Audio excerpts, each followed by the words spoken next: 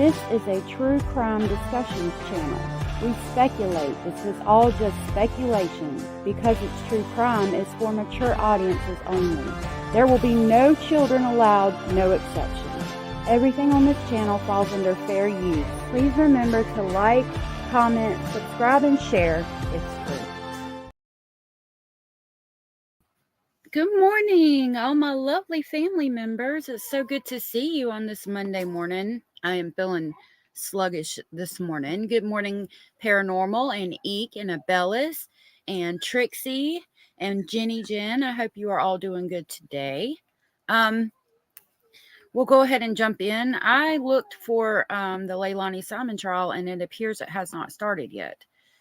So I'm going to go back to Sarah Boone trial day 1. So we can catch up on that while we're waiting for Leilani Simon. And we can start there and kind of skip through the witnesses so far. And then election season is here. Remember who you hopefully at some point soon the Leilani Simon trial will start and we can talk about that. I'm so glad to see you all here. Thank you so much for being here and spending your Monday with me. Ashleen, and I really appreciate seeing you all here. Thank you so much. Let's see. I'm going to skip ahead to the witnesses. And referring to 68 of the 81 that was entered as one, correct? Yes, sir. It is sub-labeled within these records Court as TV page has it 2 broken of down 14. to like the specific witnesses. So this might be harder. Let's bite at the apple, sir. Judge, they've got to have some guidance. Let's see. We'll go to Court TV because they might have it like broken down a little better.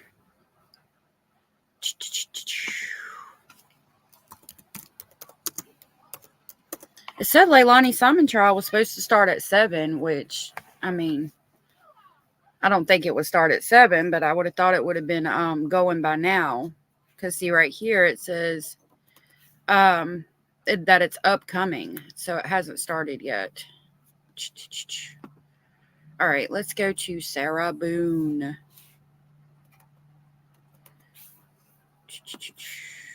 Sorry, guys. Hold on just a minute. They might not have it broken down either. Okay, they do. Opening statement, defense opening statement. State witness 1, Juan Torres. Okay, that's going to be George's brother. Torres. Let me make it big. All righty. Let's see what George's brother had to say.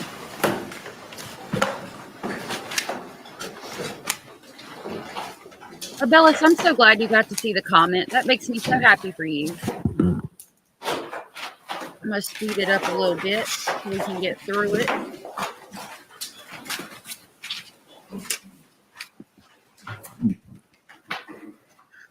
Okie dokie. I'm going to keep checking on my phone for the Leilani Simon trial. And when they start it, I will switch to that. Yeah, Bellis. There's so many trials going on.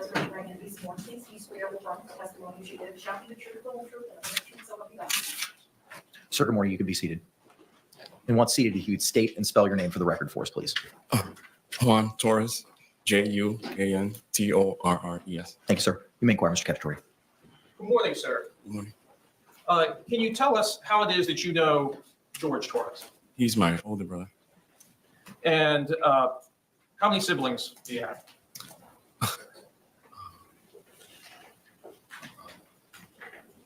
6 or 7. And how long has your family resided here in the Central Florida area? 20 plus years. And before residing in the Central Florida area, were you guys in Philadelphia? I'm thinking it might start at 10, In the Massachusetts. Leilani Simon trial.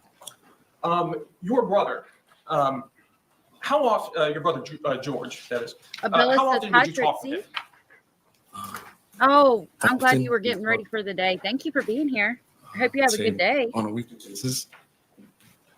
And how far away did you live from George? About 5-10 minutes. Pretty close. Would you see him pretty often? I would try not to go over there too much. Who was George living with at the time that he passed away? Wait, Sarah? And without getting into many details, what was your relationship like with Sarah? We didn't really have a relationship. Would it be fair to say you didn't get along with her? Oh, that sounds like fun, Trixie. I like to go shopping. Back on February 23rd, 2020, did you have an occasion to talk to your brother on that day? Yes, sir. And when you spoke with your brother on that day, did you FaceTime with him or did you speak with him over the phone? We talked on the phone. Was that phone to your ear or was that phone? It was on speaker. And who was present? My wife and my 2 kids. And without telling us anything that George may have said to you, Really, can Trixie? you tell us I usually don't have what money that to go conversa- shopping, what the but I topic of love that it conversation was? when I do. We were just talking like we normally did. He just calling me to check on Oh, me, wow, Bellis. basically. Now, in the background of that conversation on the He evening of seems February like 23rd, he's not all there 2020, what did In you the hear? nicest way possible. Sarah's in the background yelling. And you recognized her voice? Yes. What was she Basil yelling is about? here now. He just Something jumped up on the about bed. choking or how he choked her. I really don't. That was it. About how long was this conversation that you had? Maybe 10 minutes, I think it was. How did the conversation end? Good morning, She was yelling Joy. in the background, so Okay, I just- that's cool. Thank you. was it. Thank you for listening in. Did she sound upset? She sounded upset. Did you talk to your brother after that conversation? No, that was the last conversation I had.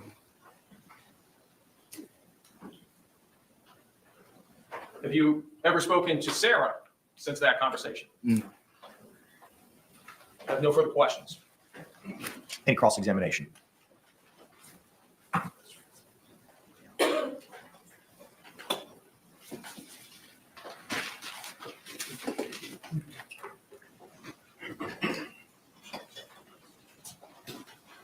Good morning, Zan. It's good to see you. I'm glad you're here.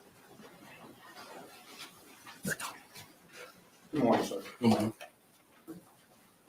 In the beginning, when you started, it was hard for me to hear, but I know you were talking about other siblings, other family members that you had here. Could you repeat that for me, please? Here in Orlando, I have one sister and 3 brothers. Sister and 3 brothers? Yes, sir. Okay. Now, did your brother George Torres, did he ever stay with you? I at want a any time? monster cupcake. No. Paranormal. Would he ever live with you or any of, I mean, not you, but That any of sounds your other good. siblings? No. What is it? A Halloween cupcake?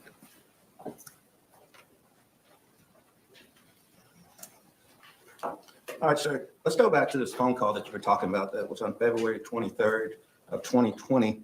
And that phone call was approximately 7:30. Is that correct? Yes, sir. And who called who? He called me. And then y'all were talking. Is that correct? Yes, sir. And when he called you, did you notice anything about his speech or his voice? No, he was fine.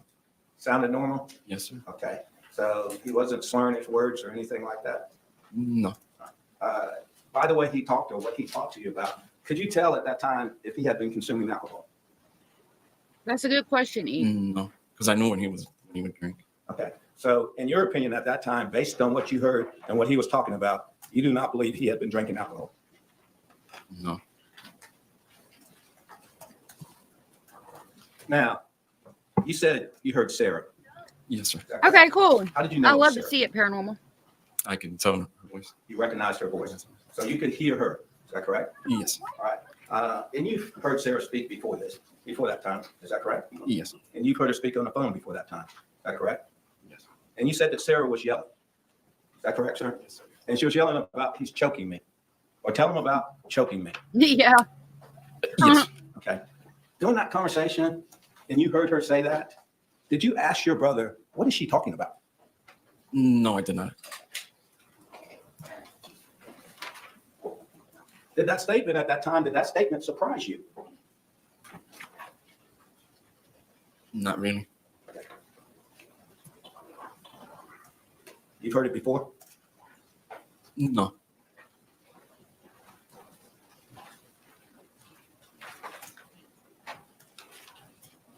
Based on Sarah's voice that you've heard, That cracked me up. was it any too. indication to you that she had been drinking? No.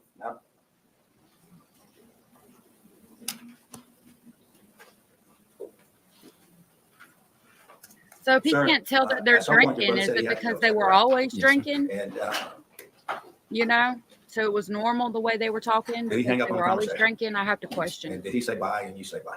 Yes. Thank you, sir. I don't have. If I can- You may, sir.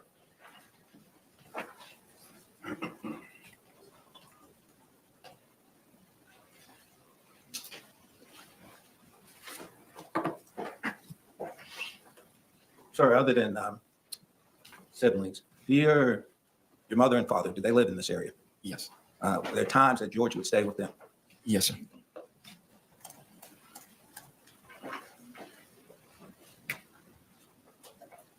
Thank you, sir. No further questions. A redirect examination. No, Your Honor. This witness be released. Yes, Your Honor. Defense? Actually, we'll keep them subject to recall, Your Honor. I would agree with that. All right, sir. You're released subject to recall by either party. Thank you. Good morning, LA. It's good to see you. Thank you for being here. State would call Devin Jamro. We are currently going through catching up on the Sarah Boone trial while we're waiting for the Leilani Simon trial to start. So we're kind of doing both today. Abellis is also from Canada, LA.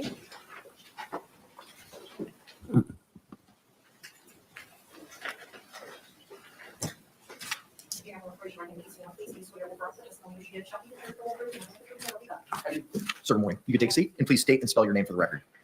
My name is Devin Jamro. That's Devinjamro. Thank you. You may inquire, sir. Let me Sure, know who if do you work it's too for? fast. I work for Public Supermarkets. And what is your position with public supermarkets? I am the assistant store manager. And at what location? Currently the Castleberry location. Were you at the location on Goldenrod and University Boulevard back in February of 2020? Yes, I was.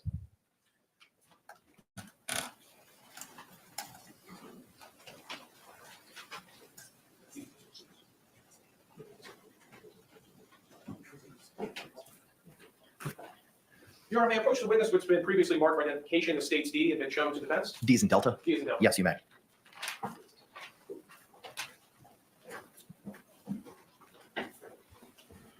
Sir, I'm showing you it's been marked for identification as States D. Could you use these scissors and open this and look at the contents of this package to yourself? Sure.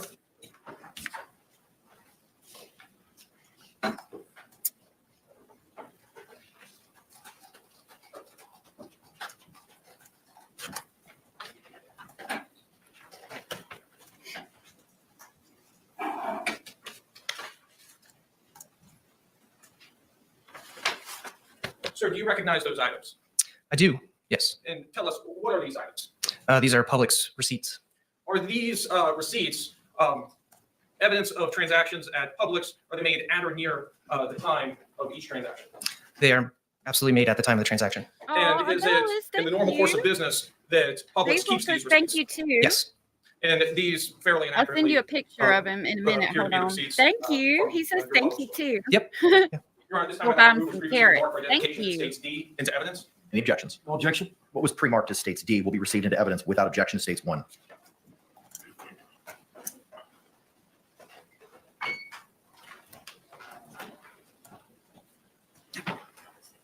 I'm gonna post on my Your wall Honor, may I approach the witness who's been previously a marked for picture of him identification from this as States morning. J and shown to defense? You may. He had his little head on my chest getting lovin's this morning. So I I'm took showing you a it's been marked for picture of him. identification as States J. Can you take a look at that disc?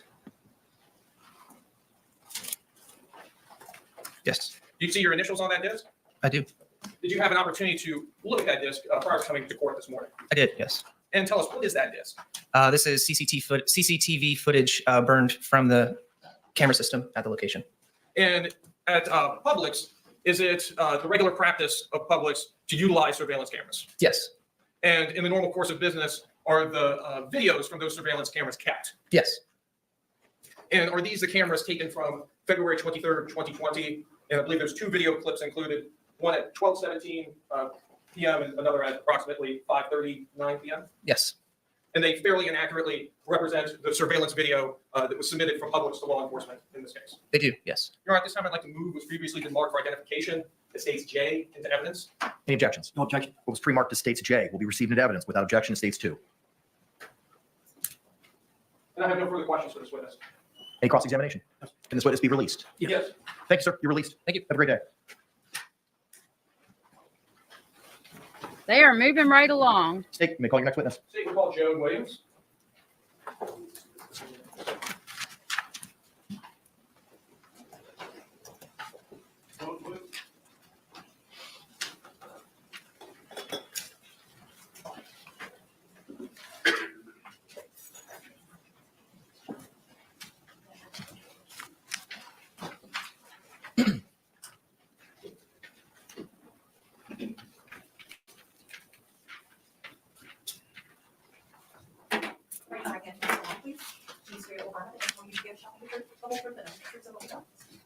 Ma'am, good morning. Could you state and spell your name for the record for us? Okay, Joan, Joan Williams, Williams. Thank you, ma'am. Counselor, you may inquire. Good morning, ma'am. Good morning. Can you tell us what it is that you do for a living? I'm a 911 call taker at Orange County Sheriff's Office, And how long have you held that position? 24 years. And tell us, what are your duties as a 911 call taker? I answer phones for an emergency, non-emergency, medical transfer to the medical side of business.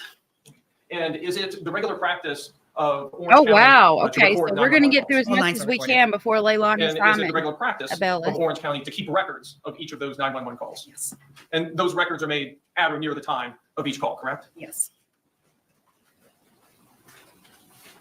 Your Honor, may I approach the witness what's been previously marked for identification as states L and been shown to defense? May. Ma'am, I'm showing you what's been previously marked for identification as states L. Do you recognize this disc? Yes. My initials. Did you have an opportunity to review this disc prior to coming to court this morning? Yes, And those are your initials on the disc? yes, And does this disc, does it fairly and accurately represent the 911 call that you took in this case on February 24th, 2020 at 12:59 hours? yes. Your Honor, at this time, I'd like to move what's previously been marked for identification as states L into evidence. Any objections? No objection. It was pre-marked as States L will be received. Abella, No I objection. just That states put the picture up. It's on Your Honor, I have no further my questions. community Any post cross-examination? for No, sir. members only. Can this witness be released? Yes, Your Honor. Thank you, ma'am. So you can see them from this morning, from this morning. Can the parties approach momentarily? Oh, yeah, yeah. I wanted to see this trial too. I haven't, the Leilani Simon trial is more popular, but I did want to see it. I'm trying to speed it up. I hope it's not too fast so that we can get through it and try to get caught up on both of them as much as we can.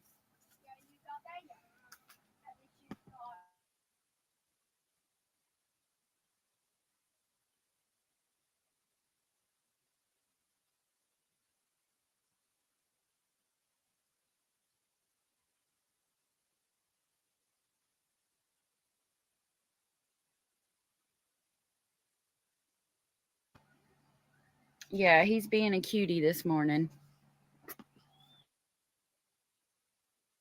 State, you may call your next witness. State will call Vincent Battaglia.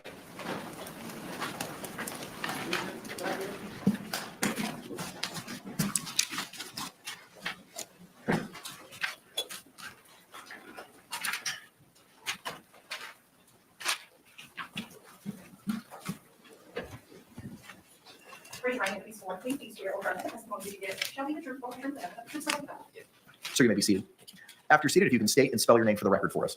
Vincent Battaglia, Vincent Battaglia. Thank you. Sir, you may inquire. Good morning, sir. Good morning. Can you tell us what it is you do for a living? Right now I work for an auto parts company, And where do you live? New Jersey. Back on February of 2020, where were you living at that time? I was living at the Tealwood Apartments in Winter Park, Florida. And what were you doing at that time when you were living at Tealwood? I was enrolled in Full Sail University. I was in school. When you were living at Tealwood, did you have any roommates? Yeah, I had one roommate, Brandon. Yeah, that was it. Him. That's Brandon Moats? Yes. Did you have neighbors? Yeah. Were you neighbors with Sarah Boone and George Torres? Yes. And approximately how long were you neighbors with them? About a year, a little over a year. I moved there in January 2019. And during the course of that year that you were neighbors with them, did you have occasion to interact with them at times? Yeah. In fact, did you ever go over to their home? Yeah, like a couple times. Yeah. And I believe you tuned a guitar for a child there at the house? Yeah. This Tealwood apartment complex, how would you describe the walls that separated your units? Thin, like very thin walls. And with those walls being so thin, would you ever have Oh, occasion to hear Abellis. arguing and yelling coming I from hope you get a Sarah puppy Sarah soon. Boone and George They're so Torres' apartment? cute. How often would you hear this? Almost daily. It is hard to keep up with everything, Did, and there is a lot did going Sarah on right now. Boone ever approach I you wish they'd do the Richard about Allen things case. that you now. heard coming from their apartment? Yes. And where were you when she approached you? I was smoking a cigarette on my back patio. And approximately what time It was was this? pretty late. I can't remember the exact time, but it was definitely anywhere between like midnight to 2 a.m., like right around there. And do you remember how much before the date when the police called that this occurred? A few months, like probably 4 to 5 months before that. So 4 or 5 months before February of 2020. 2020. Yeah. And when she approached you on this late evening / early morning Aw. of that day, I bet What they're did she tell you? adorable, Zed. Pretty much just kind of like if I do hear anything like through the walls or whatever that's out back, just kind of keep my mouth shut, like don't really speak about it or anything like that or say anything to anyone. I'm so I just sorry, was like, Jenny. okay. did That's she so make any sad. I'm so motions sorry. with her hands? Yeah, like just kind of like, finger over the lips, like kind of like keep it hush, like that kind of thing. So she told you not to report anything you may have heard about arguments or yelling or fighting, anything going on over there. Yeah. Do you recall the evening of February 23rd, 2020? I do, yeah. And what about that evening sticks out to you? That sticks out to me from that night was literally just there was a very, very loud noise that I heard that was loud and powerful enough to shake my bedroom wall. And I remember that because I was sitting on my bed on FaceTime with my girlfriend at the time, and I literally felt the wall shake. It stopped me mid-conversation, and she even asked me through the computer, what was that? And I was like, I have no idea. Wow. Did you hear any yelling coming That's from interesting. their apartment on that night? Great Before Pyrenees that, yeah, are like, it was just, beautiful. I'm super arguing excited for kinda you, stuff. Ellis. What was the last thing you heard? The last thing I heard was like the loud noise and just a little bit of shuffling, and that Aw. was kind of it. I'm sure y'all just kinda went silent figure after it that. out, Jenny. Did you hear anything that was being said? Not clearly, and it was never really anything clear. It was just like you could hear arguing back and forth, just kind of like and kind of like an I hate you, like it's whatever it is, whatever the argument was about kind of thing at the time. That's really all it was. This is interesting to hear about how the wall shook so hard his girlfriend heard it through the computer and saw it and was like, what was that? My God. Like they were really fighting. Or because he's saying he heard arguing afterwards. So I don't think she had done anything to him yet.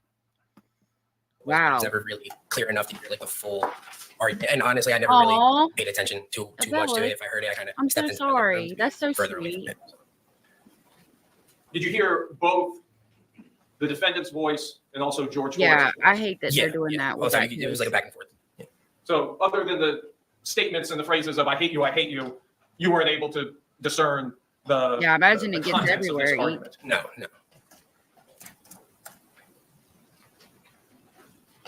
What was the last sound you heard?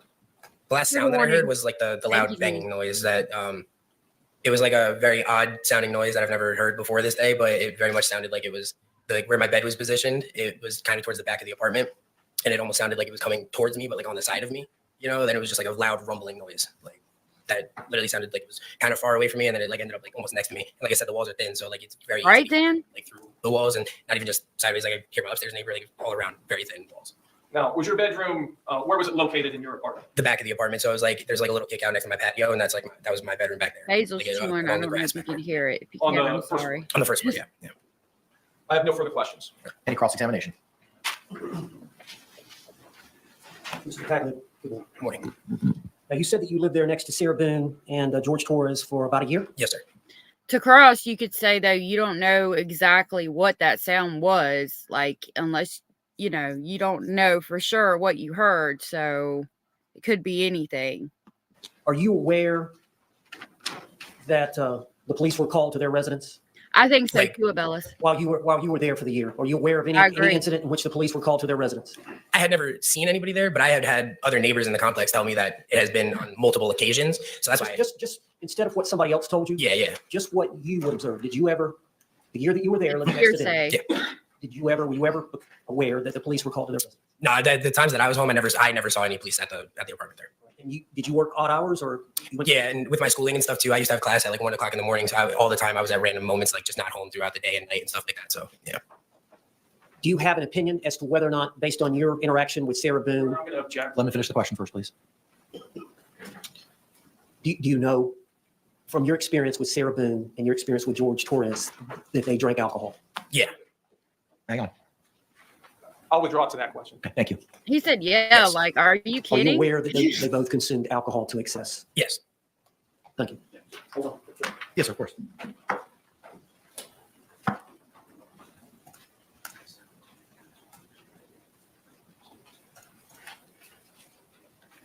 Now, Vincent, I think you had testified, you may have given a statement to law enforcement, Yes, it was one of the detectives. a recorded statement. Yes, I can't remember his name, but yes. Okay, and I think it was on February 23rd of 2020.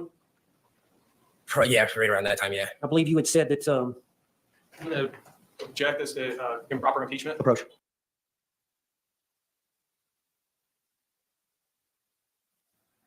They are like throwing in the objections and all of that stuff. So they're representing her pretty good, too. Objection's overruled for now. sir, would it be fair to say on that date you got home around 7 p.m.? 7 p.m. Yes. Which day was this? Sunday, February 23rd, 2020. No, that day I actually got home from work probably around 1 or 2 o'clock or so. In the morning? No, in the afternoon. Because I went to work that morning at around 5 a.m. And you said that you heard the normal yelling and arguing at about that time when you got home? No, it was around that time, but it was really around like 10 o'clock, 10:30 is when like the arguing I could really hear clearly. It was like around 10:30 at night. Okay, thank you.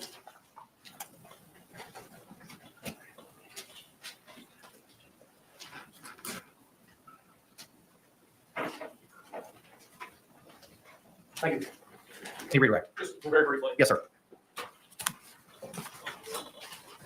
So on cross-examination, you were asked about the arguing you heard, and I believe your testimony was that it was pretty intense around 10:30. Yeah. Approximately what time was it that you heard this loud crashing thump sound that you described? Little after that. Overruled.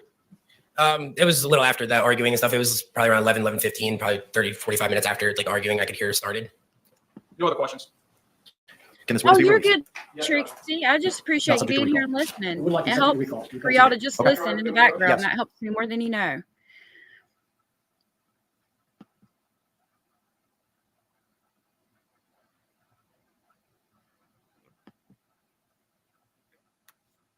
Thank you guys for being here and spending your Monday with me. Catching up on Sarah Boone, this crazy lady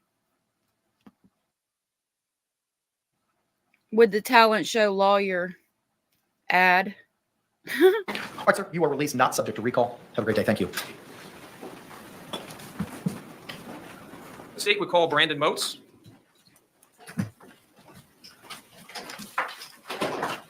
Bless you.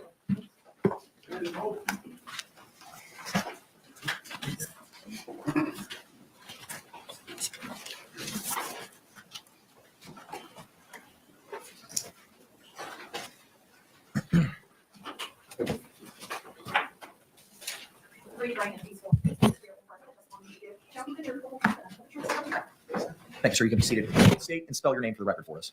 Yeah, my name is Brandon Moats, BRANDON MOATS. Thank you. Mr. Castro, you may inquire. Good afternoon, sir. Good afternoon.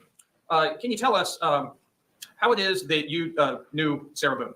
I moved into the apartment next door to her when I was in college. And so when was that you were in college? I would have moved down here in 2019 and would have been there until like 2021. So she was your neighbor at Tealwood Apartments, is that correct? Yeah, it would have been Tealwood back then, yeah. And did you have any roommates back then? Yes, I was rooming with Vincent Battaglia. And during that time, what were you doing? Like, as far as work and school? I was just going to school.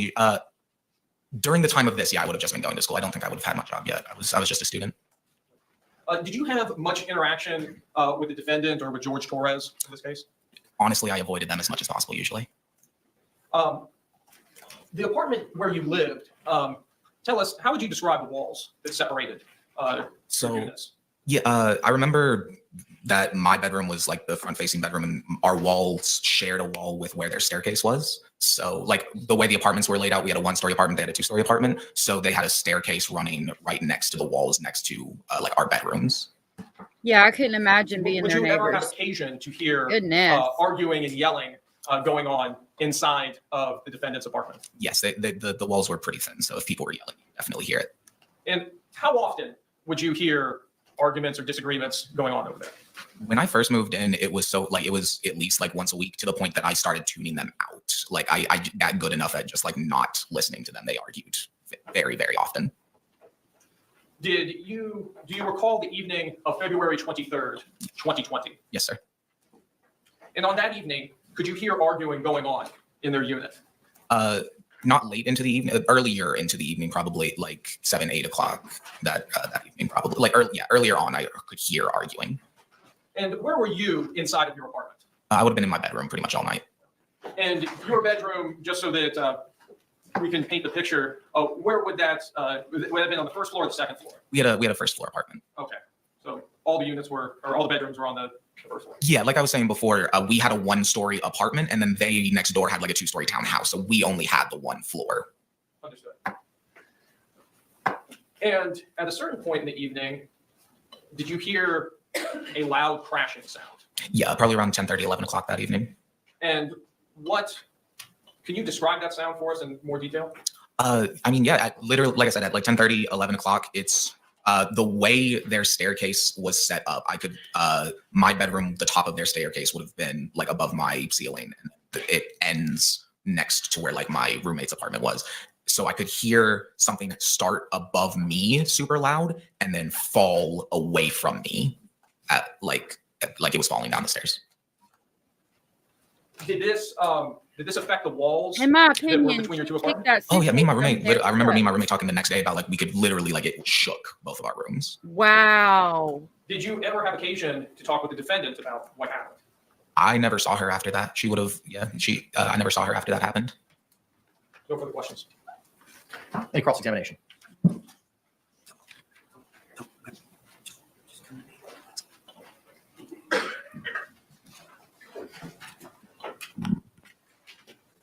Good afternoon, sir. Good afternoon.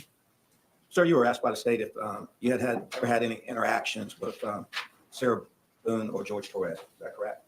Yes, sir. I think you said you tried to avoid them. Yeah. I I don't blame you. like I probably drunk would have people, and they too. were drunk a lot, so I did not interact with them.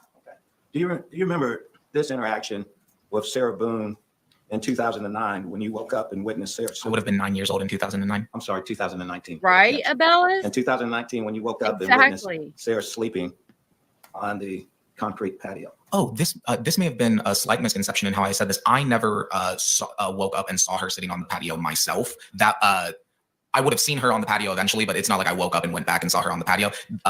This was my roommate relaying the story that she had fallen asleep on the back patio, and then I like saw her.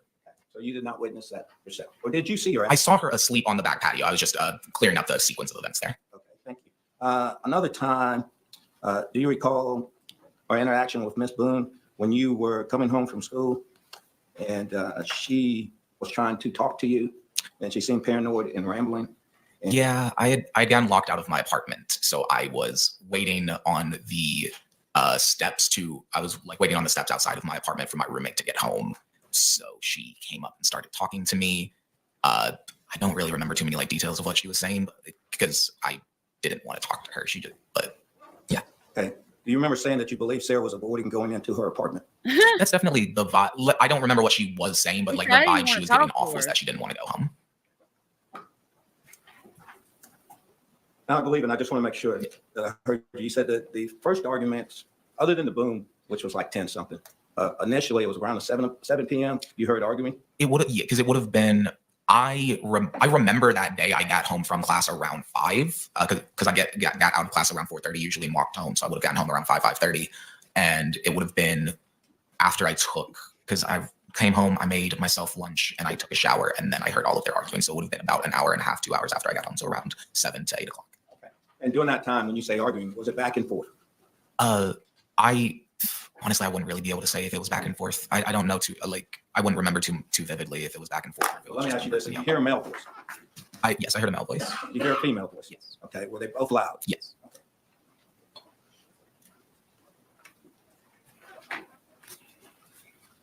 If I can confirm, Judge. Yes, sir, of course.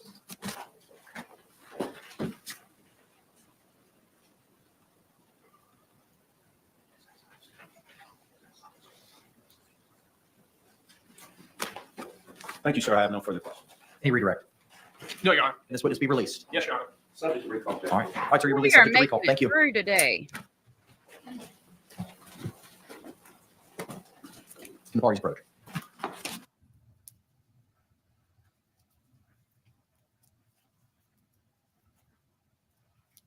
They're approaching like after every witness. I mean, but it shows me that they're representing her well.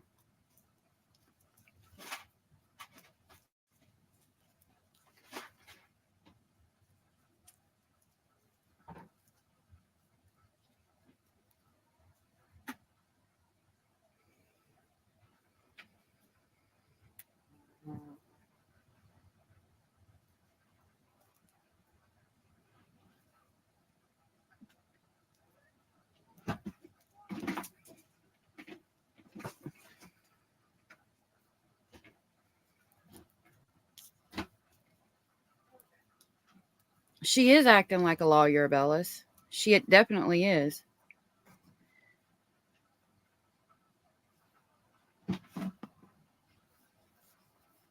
I'm going to check on Leilani Simon real quick.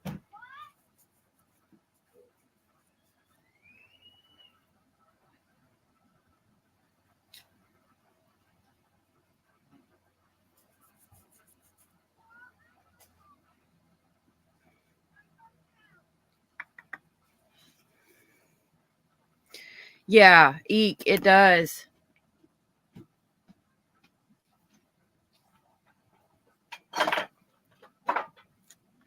Let me mute. The kids are in.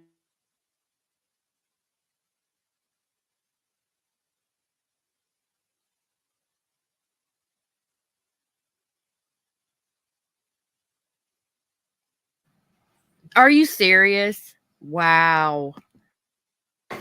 Members of our jury, thank you so much for your time, your attention, and your participation in this very important process. It is 12:21. At this point in time, we're going to go ahead and take our lunch break. I'm going to ask that you return here no later than 2 p.m. so we can pick up at that point in time outside of here, 12 Alpha in the Orange County Courthouse. And I'm going to give you an instruction. You're going to hear this instruction a lot over the next couple of days. Jurors, you must not conduct any investigation on your own. This includes reading newspapers, watching television, or using a computer, cell phone, the internet, any electronic device, or any other means at all to get information related to this case or the people and places involved in this case. This applies whether you are in the courthouse, at home, or anywhere else. You must not visit places mentioned in the trial or use the internet to look at maps or pictures to see any.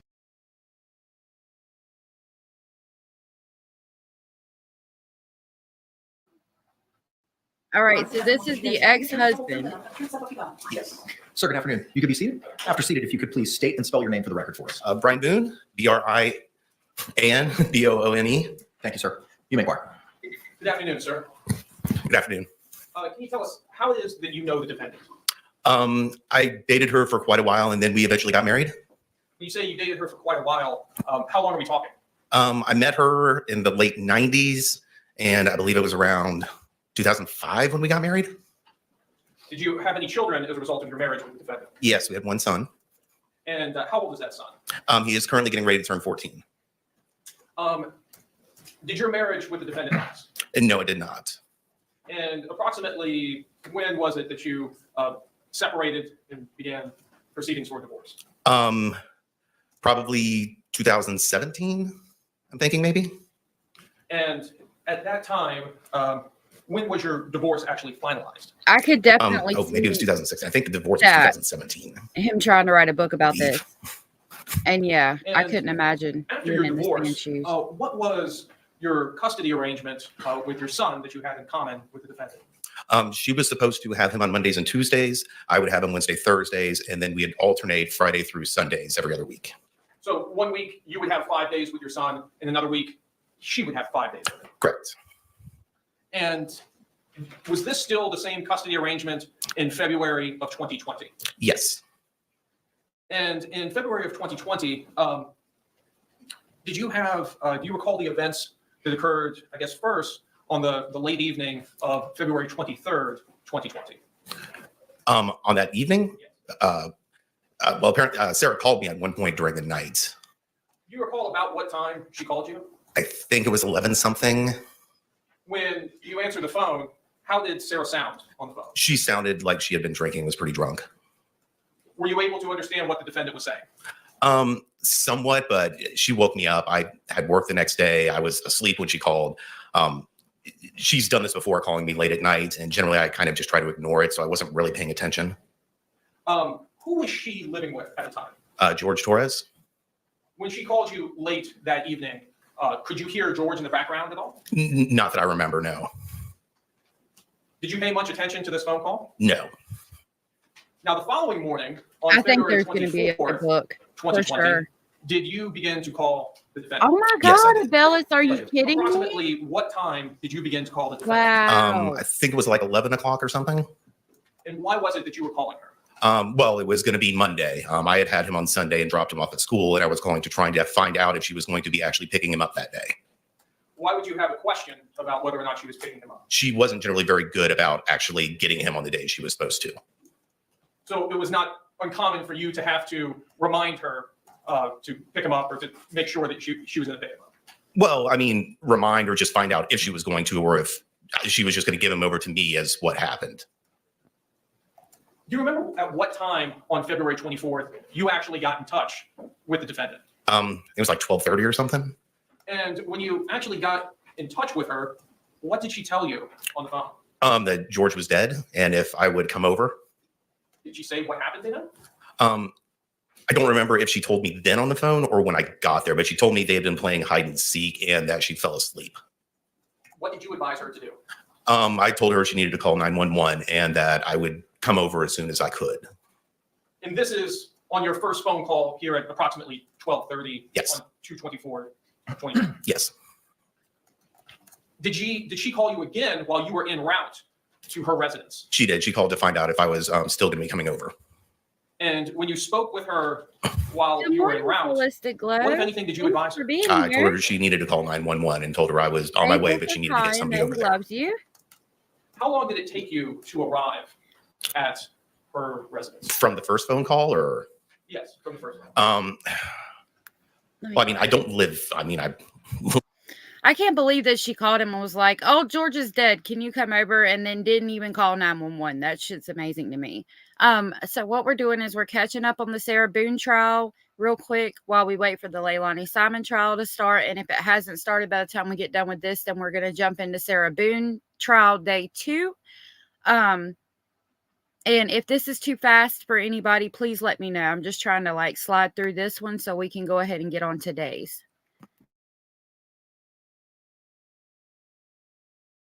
live a minute or two drive away, but I had to get my puppy. We had just gotten a puppy recently. I had to get him in his crate and stuff like that and put something on because I was working from home. And total time maybe 10 minutes. It seems like she really had a lot of at her, misconceived apartment. perceptions of reality, if you're Tell being us- honest. Tell us what she told you when you arrived.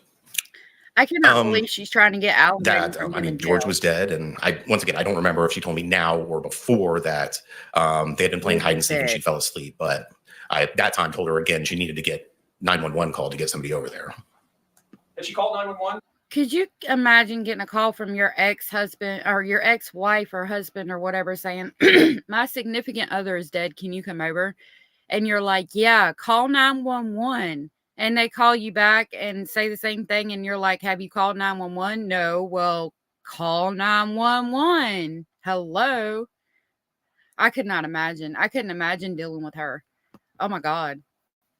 On at this point? No, she had And not. they have a child together. Lord, it So was you've advised her now awful. 3 times to call 911. Yes. Did you go inside of her apartment? I walked in the front door into the little tiled area, like entranceway thing. What, if anything, did you observe when you made it to that point? Looking into the living room, I could see like the end of his feet and maybe a little bit of some legs that were kind of coming out around the backside of the kitchen area. Did you continue to go into the apartment? No. Where did you go? Sarah told me she was going to call 911 and go outside and have a cigarette and a drink and asked me to come out there with her. And I told her that I didn't really feel comfortable being inside. And I went out front and got in my car and waited for people to show up. She's finally going to call 911. Finally. Did you witness the defendant call 911? I think I was in there when she dialed it and first got somebody on the phone, but I wasn't there for the whole conversation. No, I was outside. Did you stay there at the scene while police arrived? Yes. Yeah. I was there. I was part of it. I knew think I'd have that's to talk exactly to somebody. what it So was, Abellis. Did you talk with law enforcement? I did. And he was like, nope, not today, bitch. Sir, I have no further questions at this time. Thank you. Any cross-examination? Right, We'll Jenny? reserve our questions for when we call him in our case. All right, sir, you're subject to recall. Okay. Thank you. Thank you. So that was the ex-husband. Yeah, I would have been like, this bitch is out of her fucking mind. Let me call 911 real quick. Just as long as he remains under subpoena. My understanding is subject to recall. So somebody will contact me about it? Yes, sir. Thank you. Thank you, sir.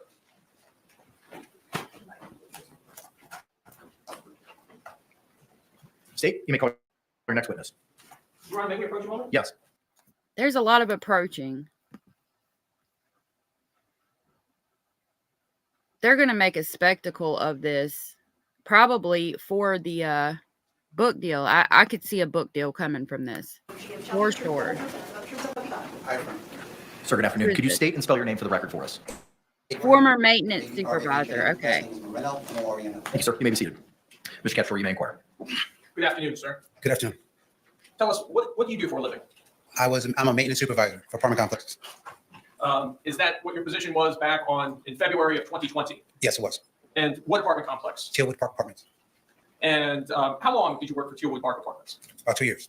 And tell us, what were some of your duties in your position there with Tealwood Park? Daily, I cleaned the grounds, walked the property, answered maintenance calls, did emergencies, dealt with vendors. Did you become familiar with the residents there at the apartment complex? Yes. Did you have occasion to meet the defendant in this case and also a George Torres? Yes. Let me turn your attention to February 24th of 2020. Do you recall that date? Yes. And on that date, did you have occasion to come in contact with the defendant in this case? Yes, I did. And tell us, what was the circumstances in which you came into contact with her on February 24th, 2020? I was called by the manager and the assistant manager to come to her unit. I believe she was already sitting outside at that time. And when she was sitting outside of her unit, what, if anything, did you observe about her and about the unit?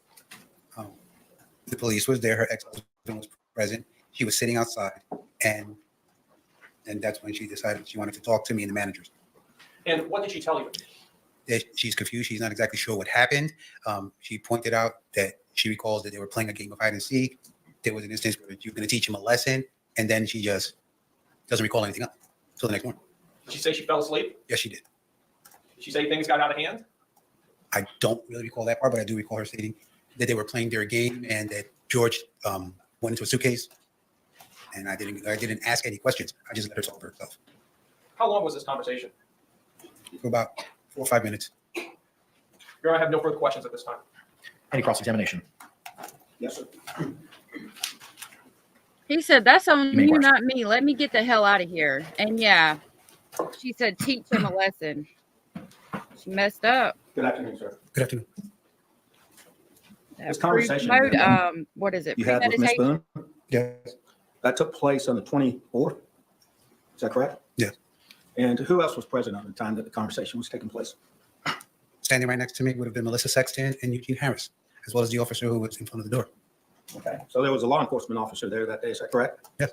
Right.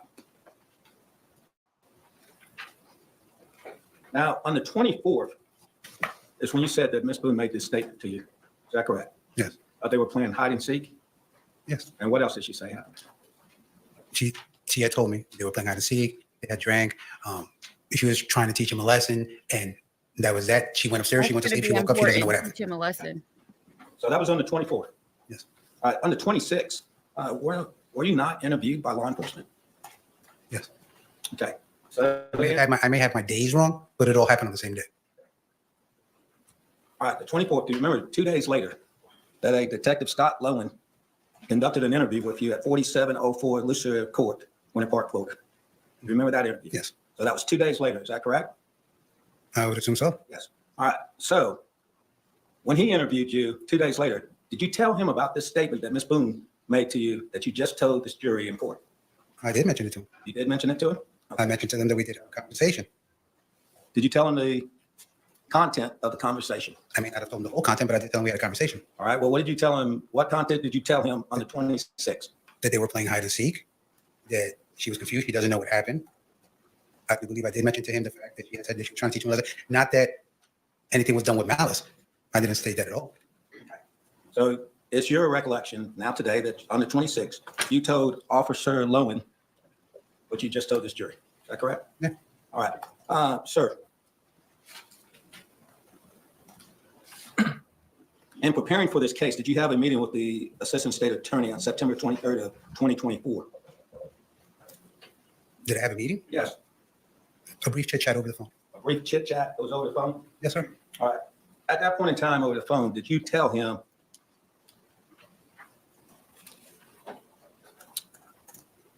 that Sarah Boone, the defendant, stated that she was teaching him a lesson and things got out of hand and that she fell asleep? Yes. Is that what you told him? Yes. Okay. And that was in 2024 of September the 23rd of this year, 2024. Is that correct? Yes. Are you telling us that back on February the 26th of 2020, you told Officer Lowen at that time the same thing? As I recall, yes.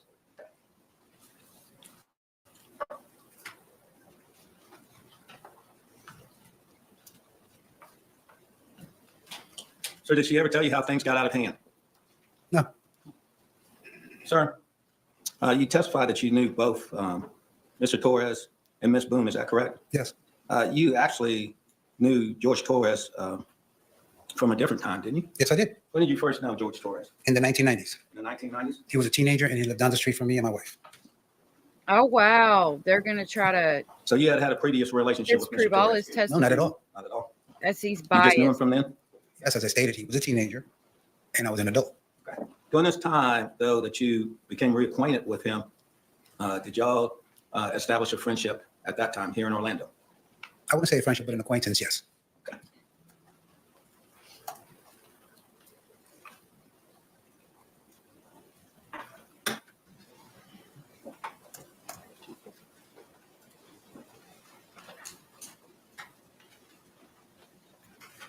Sir, on Monday, February the 24th, that would have been the day that you were with Ms. Sexton and Gene Harris. Yes. Out in front of the apartment. Correct. Did you talk to law enforcement that day? No. You did not talk to them that day? I don't recall talking to him that day, no. Okay. Thank you, sir. I don't have any, if I can confer. You can, sir. Thank you, sir. I don't have any further questions. Any redirect examination? Just brief. All right, thank you. Exactly, Abellas. Back in the 90s, when you had previously And known yep. George Torres in this He's case, not having it. where were you living at that time? I lived across the street. I lived on one block. He lived the next block over down in the middle. In what city? Philadelphia, Pennsylvania. And when did you move Oh, from dang, Philadelphia, they Pennsylvania? came to Florida 2018. together. So Well, in the maybe not intervening together, years, but that's um, crazy.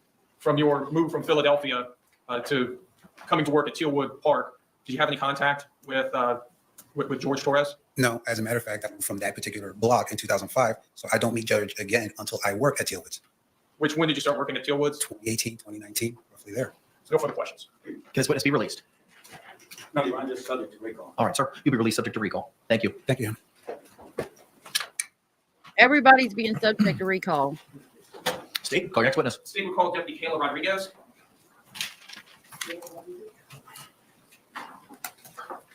Yeah, she thinks she's a lawyer.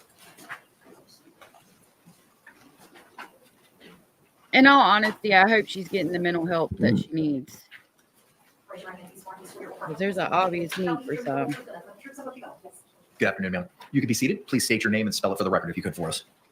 Kayla Rodriguez. Kayla, K-A-Y-L-A. Rodriguez, R-O-D-R-I-G-U-E-Z. Sure Thank ain't. you. Ms. Castro, you may inquire. Good afternoon, ma'am. I mean, I sure am Tell us, too. who is Not the having work none for? of it. Orange County Sheriff's Office. And what is your position with the Orange County Sheriff's Office? Deputy Sheriff. And how long have you been a deputy sheriff? A little over 8 years, since 2016. And tell us, what are your duties as a deputy sheriff? As a deputy, I respond to calls for service, anything from a over with call, like a car being keyed the day prior, or a 911 emergency. And what type of training do you need to be a deputy sheriff?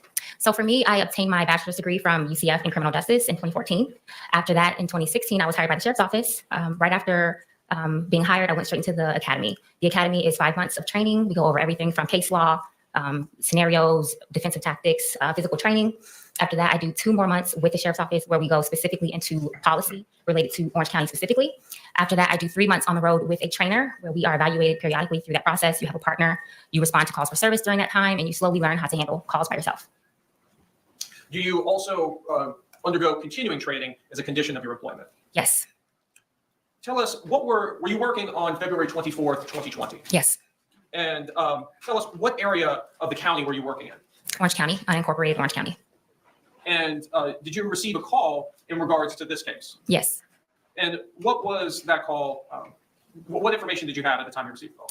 So the dispatcher informed me that a woman called 911. She was actively performing CPR, Right. and that her boyfriend was in a suitcase. She is a very smart young And did lady. you respond out to the scene? Yes.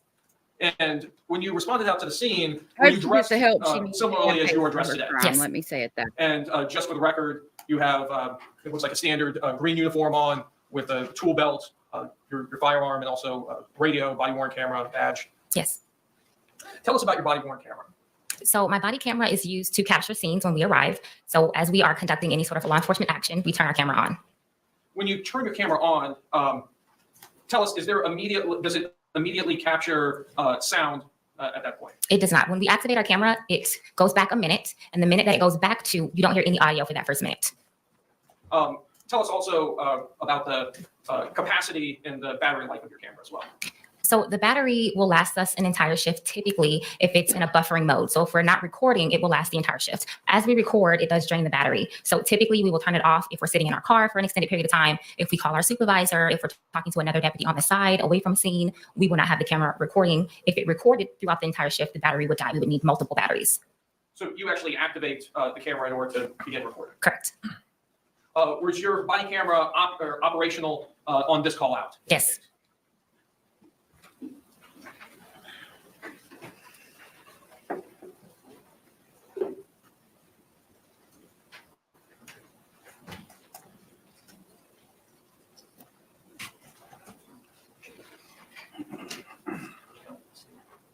Yep. Your Honor, may I approach the witness which has been previously marked for identification as states H, I, and G that have been shown to defense? You may. Ma'am, I'm first showing you what's been marked for identification as states I. Do you recognize that disc? Yes. Did you have an opportunity to review that disc prior to coming to court today? Yes. And tell us, what is that disc? Body worn camera from the day of the incident. From February 24th? Yes. So 2020? this is Correct. going to be And the body is that your initials on the camera disc? Yes. footage. And does that disc fairly and accurately represent the contents of your body worn camera? Yes. Your Honor, at this time, I'd like to move what's previously been marked for identification. I as think states she should I have into evidence. enjoyed because Any they're going to objections? speak to What her. was pre-marked as I will be received into evidence without objection to states 4. But you know, Sarah, she knows it all. She's too smart for that. Right. Next, I'm showing you what's been marked for identification as states H. Can you take a look at that disc? Tell us, what is that disc? Body worn camera from the day of the incident. From February 24th, 2020? Yes. And did you have an opportunity to review that disc prior to coming to court today? Yes. And is that your initials on the disc? Yes. And does that disc fairly and accurately represent the contents of that portion of your body worn camera? Yes. Your Honor, at this time, I'd like to move what's been marked for identification as states H into evidence. No objection to any of those coming in. What was pre-marked as states H will be received without objection as states 5. And lastly, ma'am, I'm showing you what's been marked for identification as states G. Do you recognize this disc? Yes. And tell us, what is that disc? Body worn camera from the day of the incident. From February 24th, 2020? Yes. And you had an opportunity to review this camera prior to coming to court? Yes. And that's your initials on the disc? Yes. And it fairly and accurately represents your conduct on the body worn camera? Yes. Your Honor, at this time, I'd like to move what's been marked for identification as states G into evidence. No objection. Thank you. What was pre-marked as states G will be received without objection to state 6. I can't wait until they do Maddie's trial. Your I hope Honor, it's the live. commission published phase 4. You may. Your Honor, maybe did the license, but usually overhead projector. It should be an Orange County case too, if I'm not mistaken.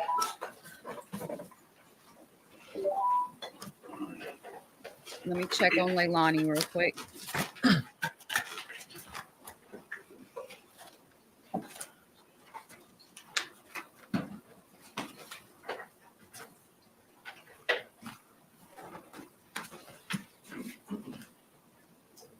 Okay.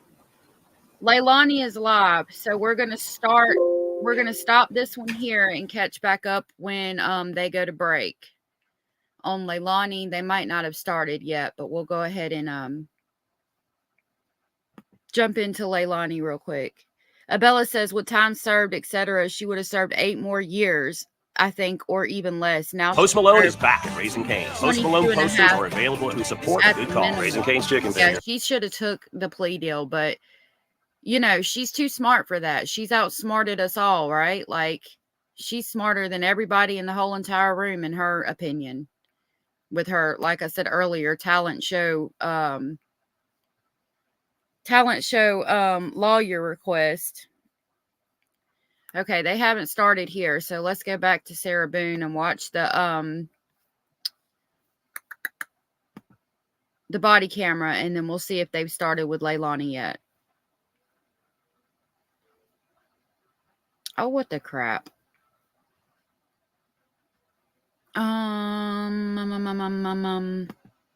Is it going to tell me my history? I don't know why I don't have the history on. Hold on just a minute.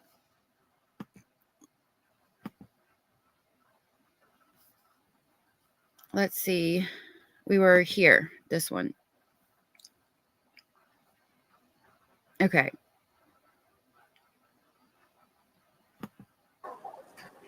Here's the camera footage of Sarah that day. TBI is Tennessee Bureau of Investigation.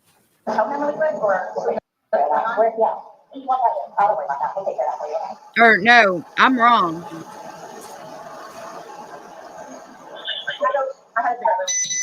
I don't know what Jeannie's talking about. She'll have to tell you. Abellis, I think it's September of 2025, from what that article said we read the other day. Right, Joy?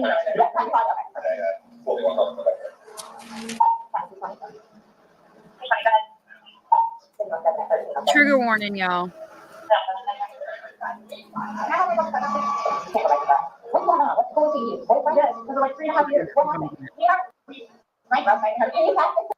Let me slow this down.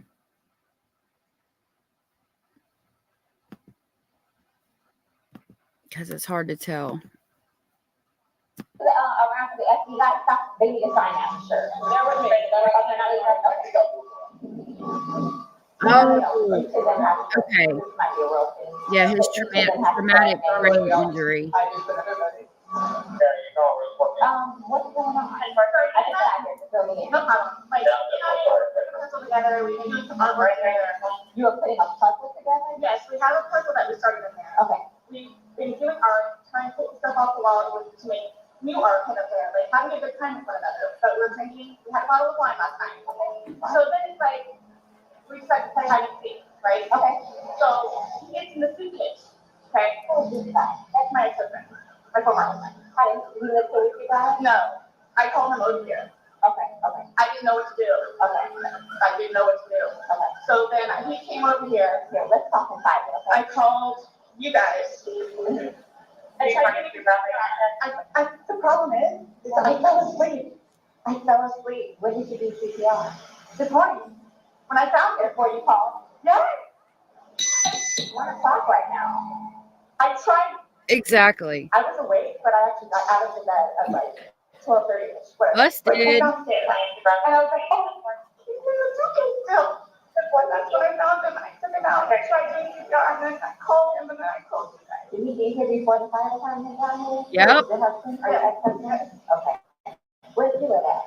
Right on the street. Okay. So She does say everything twice, Abellis. I did, but then we fell asleep. Okay, stop. You're okay. I wasn't there. I'm just trying to figure out what happened. What kind of medical conditions? Not that I know of. Not that I know of. Not that I know of. No. All we had was a bottle of wine. Literally, just a bottle of wine. Okay. Doing puzzles, artwork. Then we decided to go hide and seek. That's all that happened. Okay. But I don't know what in there, but they don't know what happened.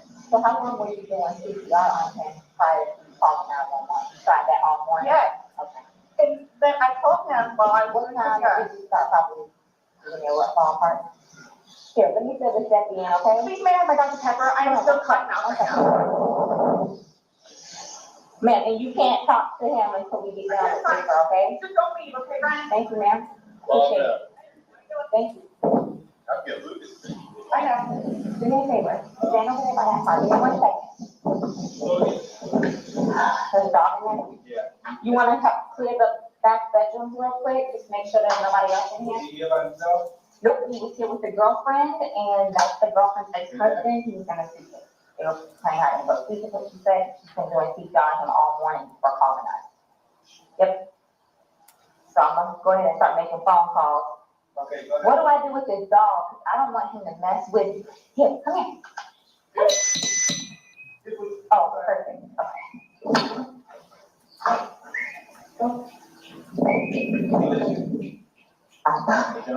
Yes. Here, come on, let's go outside. Come on. Good boy. Cutie.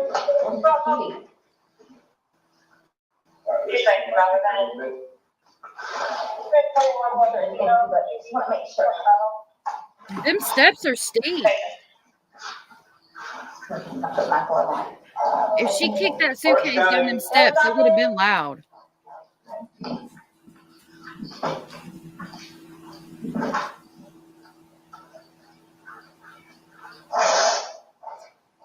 Right over here. Let me check this closet.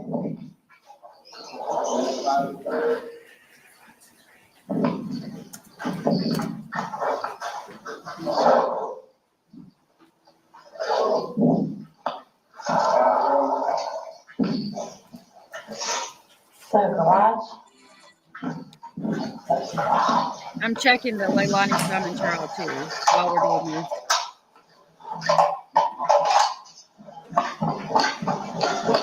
I guess we're gonna have to set up a crime scene now. Yeah, they're still just waiting for the the judge to come in on Leilani Simon. Just give us a second, okay? It's on the counter. I can't move it. You can come out of the house. Here, let's get you down, because I don't want you passing out. This is probably a lot for you to deal with, right? I can get you some water, okay? Just, I want you not on your feet. I don't want you passing out. I need to see if I need water. Okay, I'll get some for you.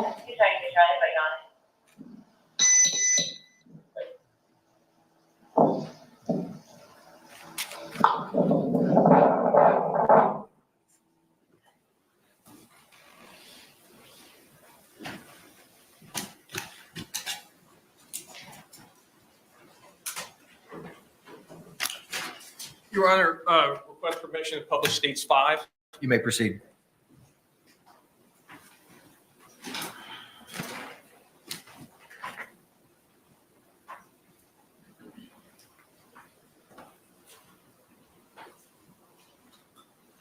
Yeah, she wants her Dr. Pepper and cigarette. That's right.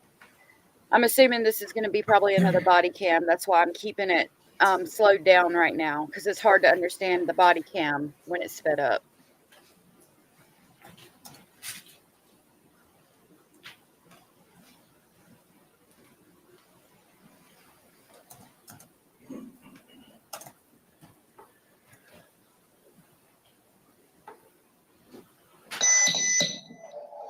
Let's go ahead and start making the calls.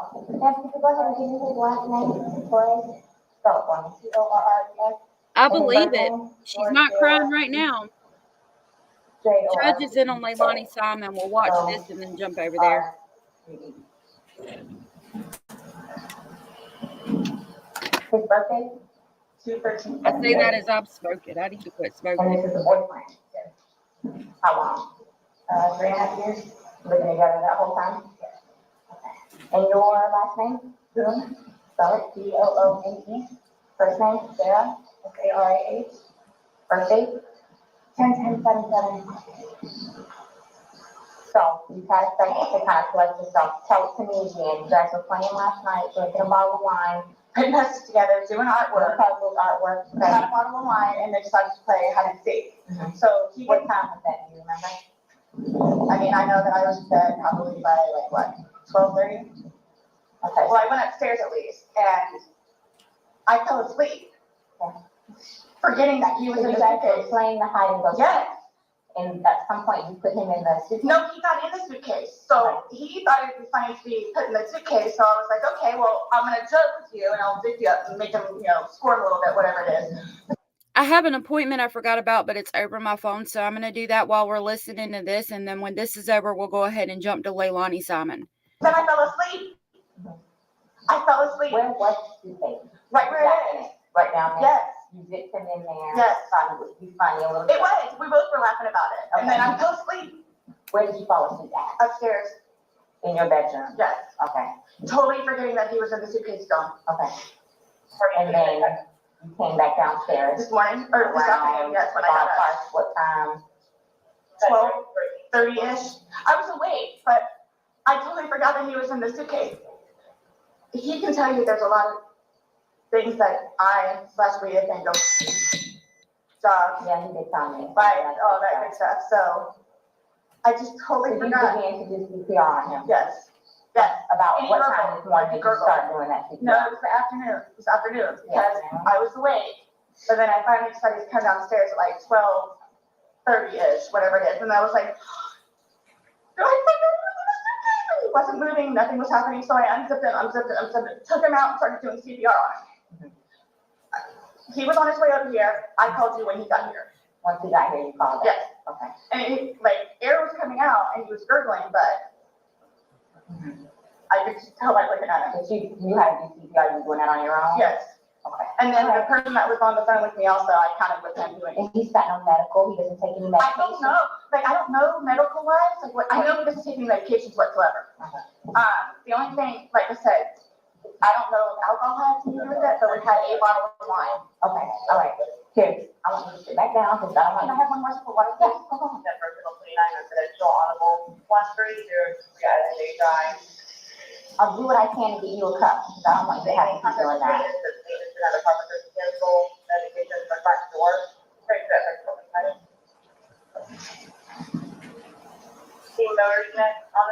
The cups are like right there. Right here, don't talk to the ex-husband right now. I won't. Can I have a cigarette, please? Ma'am, I can't take anything out of the house. It's on the back porch. Nope, all of it, secure, okay? I'll try my best to get you what you need, okay? Maybe one of these extra packs from someone, sit down and I'll try and get you what you need, okay? Just a cup, please. Okay. I don't want you on your feet.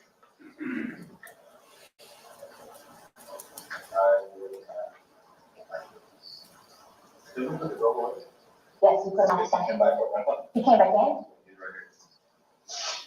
So there's no thanks then?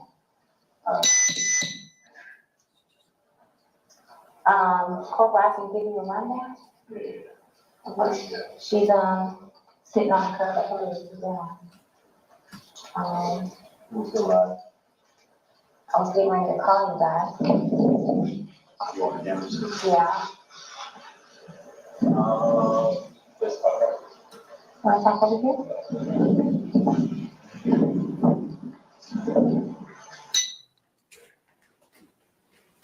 Your Honor, request permission to publish State 6. You may do so.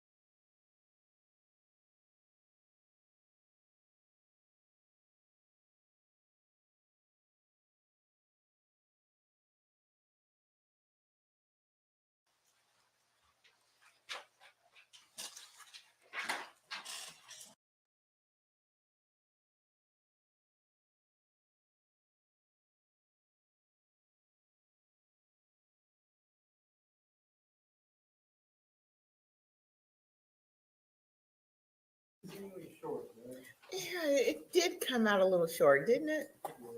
I thought so too.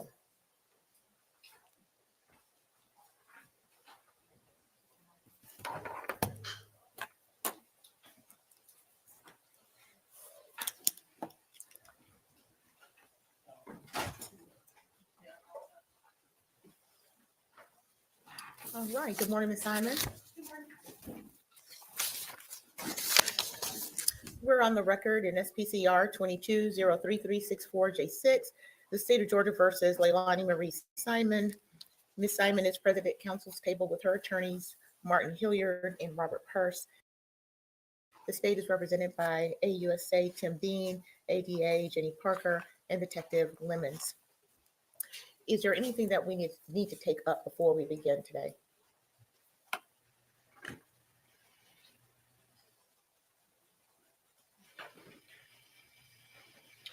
No, Your Honor, we're ready to proceed. And the defense is ready to proceed? We are, Judge, but there is something we will need to take up at some point in time. Probably, it doesn't have anything to do with this witness, but we will need to take up something in a little bit. So Okay. Whenever you have time, we're going to squeeze it into the next break. That's fine. Okay. All right. Let's Okay, look sorry about that. Mr. I James, sped call your this next up witness. so that we can catch up to where we're supposed to be. I had a doctor's appointment, but it's just like over the phone with the camera, so I was doing that. We stopped the Sarah Boone trial at the end of the second body cam footage and jumped right into this. Welcome to the I'm going to catch up on your comments now. Again, I apologize. I had to do that real quick. I forgot I had that appointment today.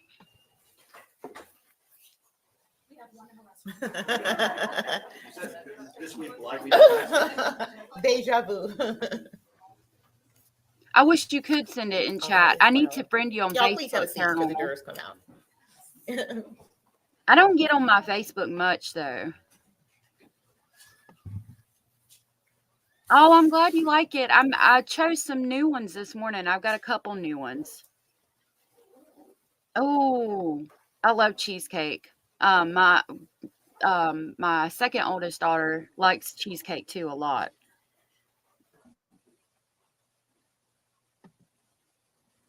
Right, Abellis? I wish we could just eat it off the screen.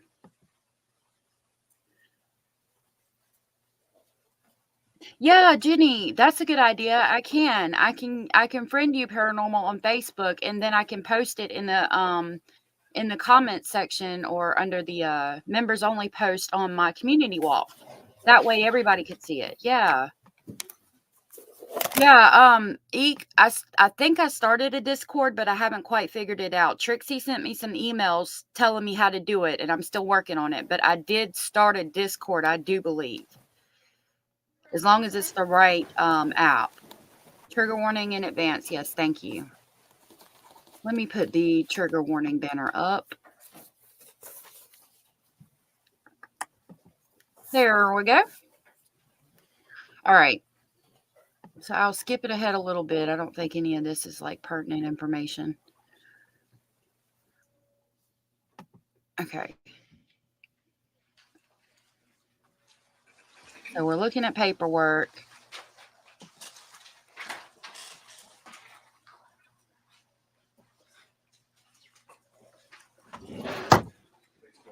Good morning, Cozy.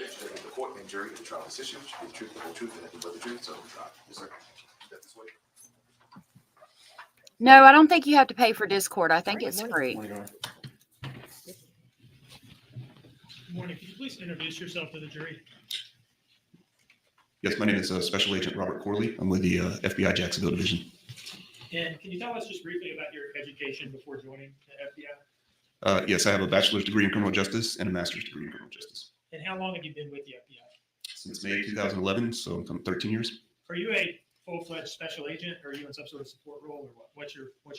No, I'm a special agent assigned to national security investigations. Now, you are here because you analyzed some phone records for some of the people involved in this case to see whether you could determine where they had been on the night of October 4th and the morning of October 5th, and whether their phones had made any significant movements. Is that right? Yes, sir. Now, what is the methodology that you used to do that? We define it as cellular analysis. We basically look at cellular records provided by cell phone companies We match those records with cell tower lists, which are also provided by the telephone companies. And then we use relevant dates and times provided by investigators to create a report and analyze the location of the device. Okay, I'm Now, back in did my you room do now. this, in your capacity as a member of CAST. Yes, I did. What is FBI's CAST? So CAST is short for Cellular Analysis Survey Team, and it is a team of Okay, approximately Cozy, 80 thank you for being agents here. and task force officers spread throughout the United States. CAST performs three primary Okay, functions. Paranormal, I'm gonna We friend you on provide Facebook training now. on cellular analysis to state, federal, and local law enforcement partners. We also use the methodology and the techniques we're going to talk about today to track and locate people in real time. So we'll often be asked to help locate fugitives, help locate missing children, and unfortunately, a lot of times locate missing bodies or remains of victims. Now, can you tell us about the training part? Sorry. Go ahead. And the third primary function is to do what I'm doing today, to testify as an expert witness in trials. Can you tell us about CAST training that you got that allows you to do this sort of analysis? Sure. So CAST training starts with a basic course, which is just an introduction to cellular records that all agents, state, local, and federal law enforcement can participate. Once that class is completed, you can be invited to what's called an advanced course, which is reserved for FBI special agents and FBI task force officers only. After advanced course, Okay, you I've got go on to what's called Paranormal training, and Trixie on certification, Facebook. where you spend I 3 do days have a looking at Facebook, prior allegedly speculating, investigations or if y'all cases. want to You're put in like a Facebook me. command post situation where they give you a time limit to solve a case and see if you can come Oh, up with the I same left my coffee solution in that, there. Hold that on, the let me go original grab my case agents coffee. did. And if you progress through those and you meet all the minimum requirements, you can be invited to CAST certification. CAST certification is a 4-week course. It consists of 1 week of training in RF theory, radio frequency theory. That's taught by PhD professors from the Florida Institute of Technology in Melbourne, Florida. After that, we have a week of training and interaction with the cellular providers. In my case, it was AT&T, Sprint, Verizon, and T-Mobile. Sprint, merged with T-Mobile, so now people no longer receive that training, but at the time I did from Sprint. And they bring in the people that produce these records that we're going to talk about. So when law enforcement submits a search warrant or a court order, they will provide these records. They talk about how they pull them, what all the columns mean. And then we also talk with the engineers that actually work on the towers and the networks in the field. After that, we receive some training in mapping, different types of software that we use. We also receive training in something we call drive testing, where we take equipment out and we do measurements of the actual footprint of a cell tower. So we can not only say what we believe the cell footprint or the cell tower footprint would be, we can, in some cases, actually map out the actual footprint of a cell tower. And have you completed all of those steps that you just described? Yes, sir. And do you hold the CAST certification? Yes, sir, since 2019. All right, so since 2019, you've been full-fledged member of the CAST team?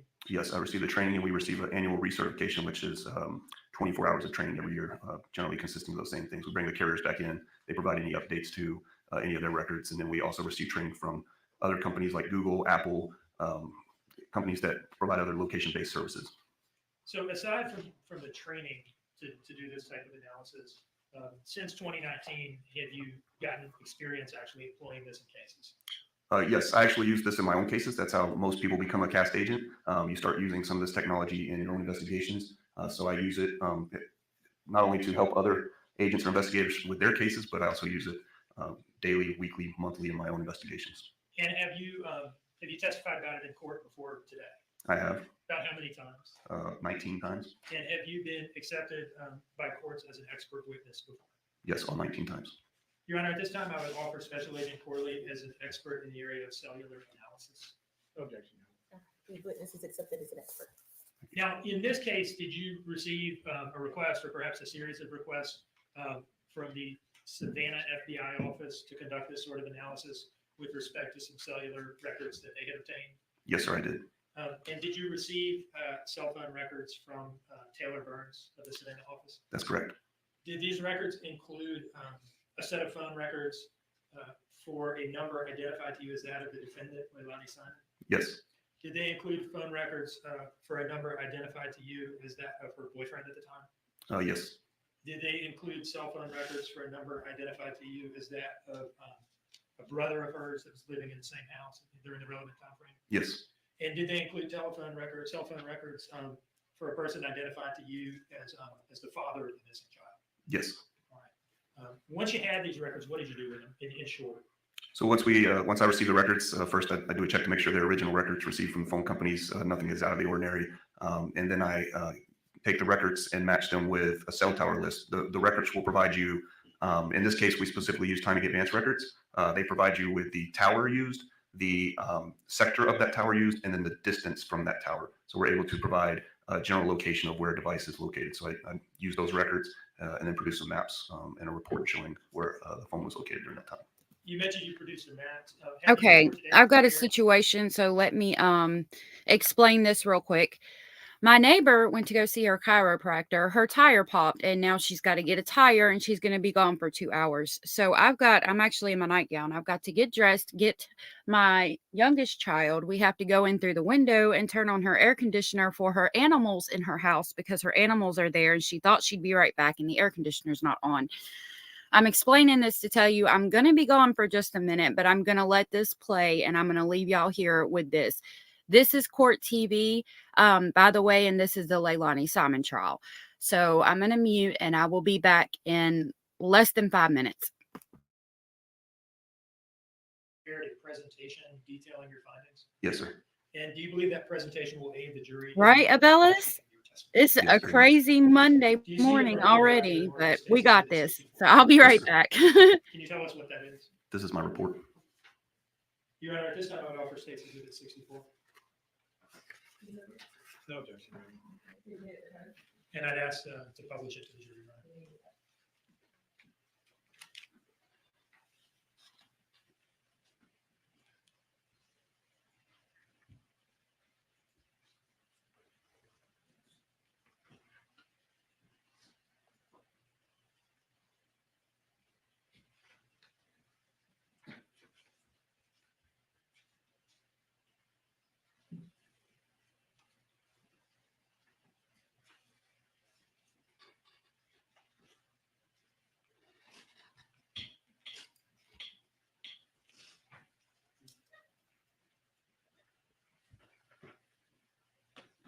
All right. We're on page 1 of 12 here. Can you describe?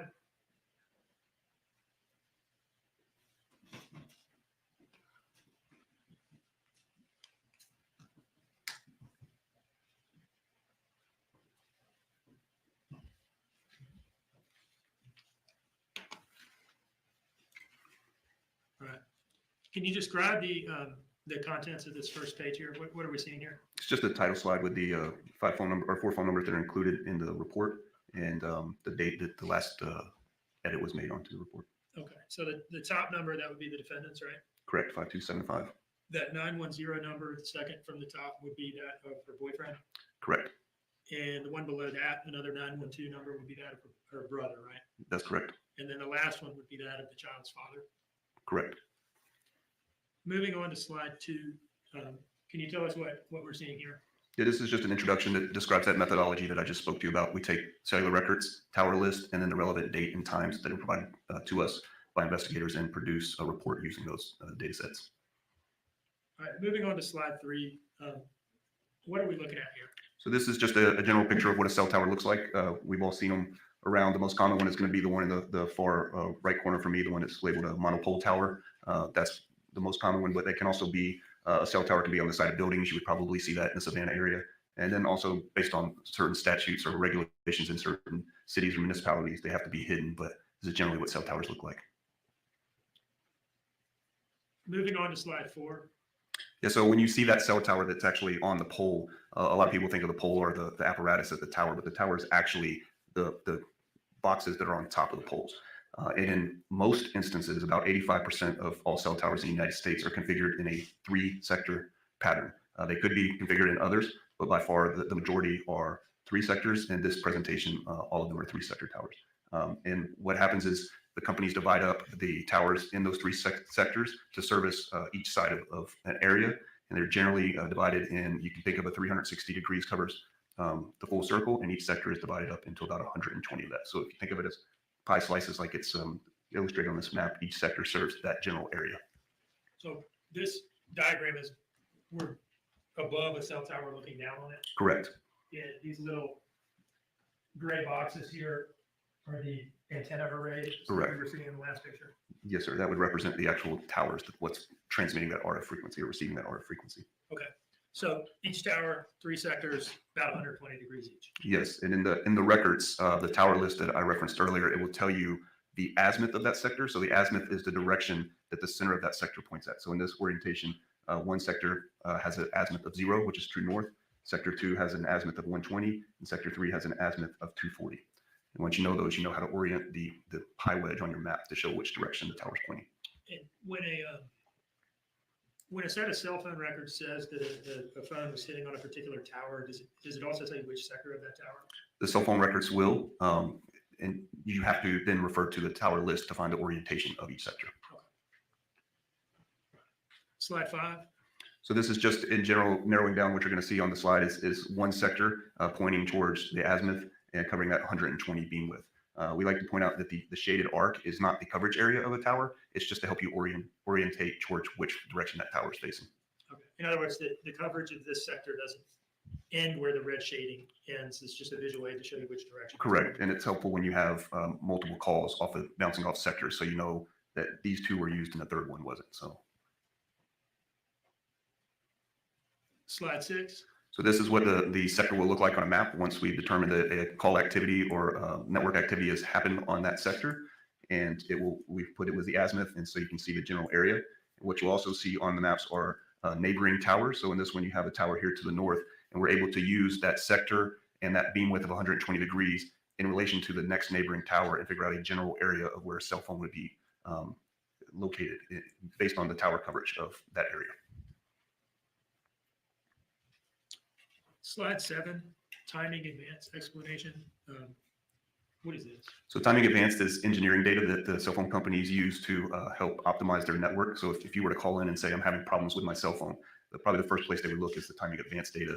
And they would see when a cell phone is in your location and it's a distance from the tower, what does the reception look like? And if they have problems, they'll then tweak their networks or maybe provide you a booster or something like that. But this data is collected and it's aggregated from the companies.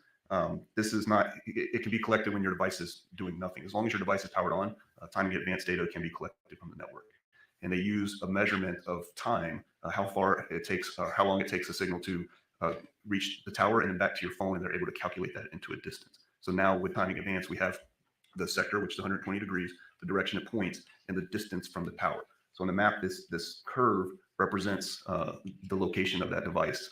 It can be anywhere on that arc at that distance from the tower. So you say, it allows you to say, we know which sector this phone is using, and we know about how far away it is from the tower, but we don't know exactly where in that sector it is, but it's somewhere inside of this bent hot dog? Correct. Okay. And again, the person does not have to be making or receiving calls or sending or receiving text messages to get timing advanced data? No, sir. It's as long as the phone's on, the network can collect activity from timing advance. It also could collect timing advance in connection with a phone call or a text message or a data session, but it collects when the phone is sitting there also. And the one thing that we note at the bottom of this is, timing advance is a measurement of time. So, let's say there's an obstruction, like this stand is in the way of my signal to the tower, and that has to go around that for that split second. So in some instances, the device will appear to be further out than it is because of that split second it had to go around. So sometimes you will see an arc that is just outside the location of a phone, but the phone can never be further out. The phone can never be outside of the arc. It will always be inside of the arc. Moving on to slide 8. Again, this is just to show what the timing advance band will look like on the map. Again, we have the neighboring cell tower, but we don't need to use that to make a guess because they've given us the distance from the tower that was used during that event. So that arc represents the distance that the device is. And just to be clear, is this image, this map image here, specific to our case that we're here for today, or is this just a kind of a demonstrative? No, these are just general, same ones I use for every presentation. So it is not Savannah. Okay. Moving on. There are 5.9 million searches made every minute. The next one you do could do this. How? By using Ocean Hero, the search engine that recovers one ocean-bound plastic bottle for every 5 searches you make.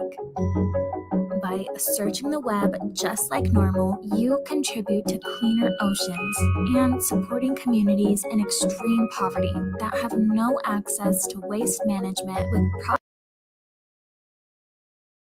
advance in these instances is you can look at where timing advance overlaps with each other and it makes that X so that that the phone could be anywhere along those bands, but when you have 2 overlapping bands, it's going to be somewhere in there where near where the bands overlap, or it makes an X. Okay. So just to be clear, we'll start, it looks like we got this phone, 3 different towers gather timing advanced data from this, for this phone during this time frame. 4 different towers. If you look at the tower at the top, 4 different sectors. Okay, 4 different sectors. All right, so this one on the left here, Mhm. right? You said at some point during the night, this phone was hitting on this tower, Yeah, there were 22 events on that tower. which would put it in this band. Correct. And at some point in the night, it was hitting on this tower here, moving to the right. Yeah, there was 1 event on that tower. And where's the band for that one? Can I say that? here? Yeah, sure. So this band here would line up with this tower. This band that runs from here to here. Okay. And then was it hit this tower here, moving to the right, the one that says CID 1755? Tell us about this and where the band for it is. So there are 23 events off both of these. Same tower, 2 different sectors. And what you'll see on a lot of towers is they Lord stack have on top. So if mercy, you ever see a Jen is tower, stuck it's like under the there's table. almost like a parking garage. They're all in the My same goodness. location, but level Everything one, is level just two, level happening three, they're all today. built to service customer Everybody's growth. good at her Because of house. increase She's in got customer base, instead of putting up a new tower, they're 4 generally just gonna rabbits, stack a dog, more and a towers on top of bird that pole. inside, and Okay, they're so all is good that why they're now. not offset like 100 degrees? 120 Jenny, degrees let us from know each other if because you it's need not us to 2 call separate the sectors in the same tower. fire Yeah, department. so this is likely 2 towers sitting right on top of each other, one slightly pointed in a different direction than the other. So this would be still be sector 3. These are probably both sector 3 towers, one with a slightly different azimuth. Okay. And these bands are represented.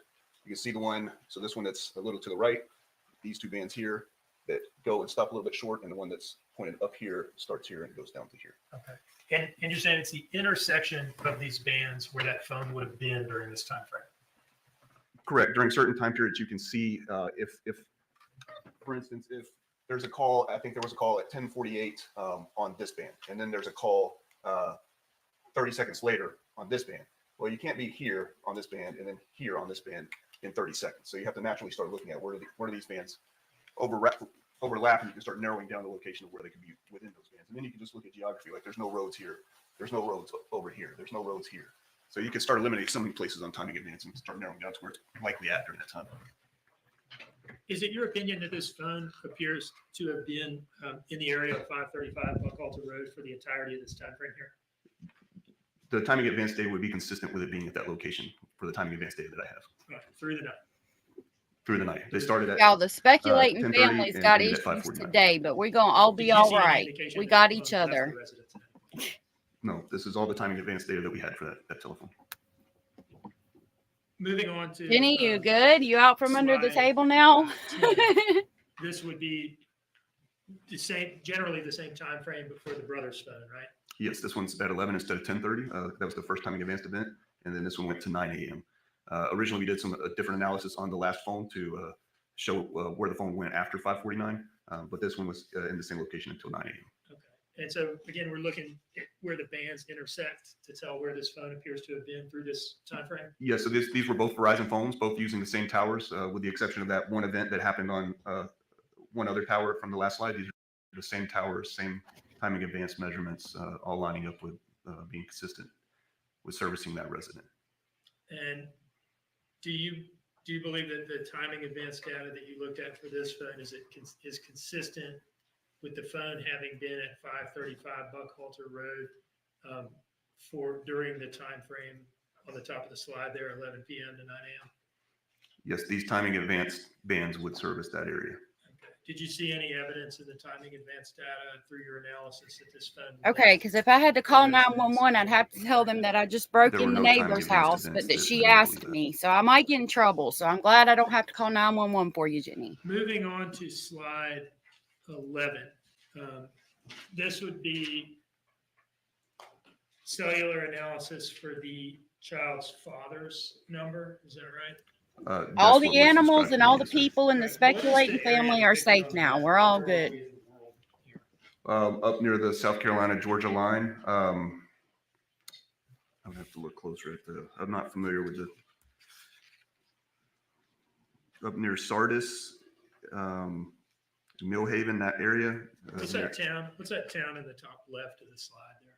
Waynesboro, So not too far from there. not too far from Waynesboro. All right. What's kind of the bottom line conclusion as to the child's father's phone's location from the period on the slide here, 11 p.m. on the 4th to shortly before 9 a.m.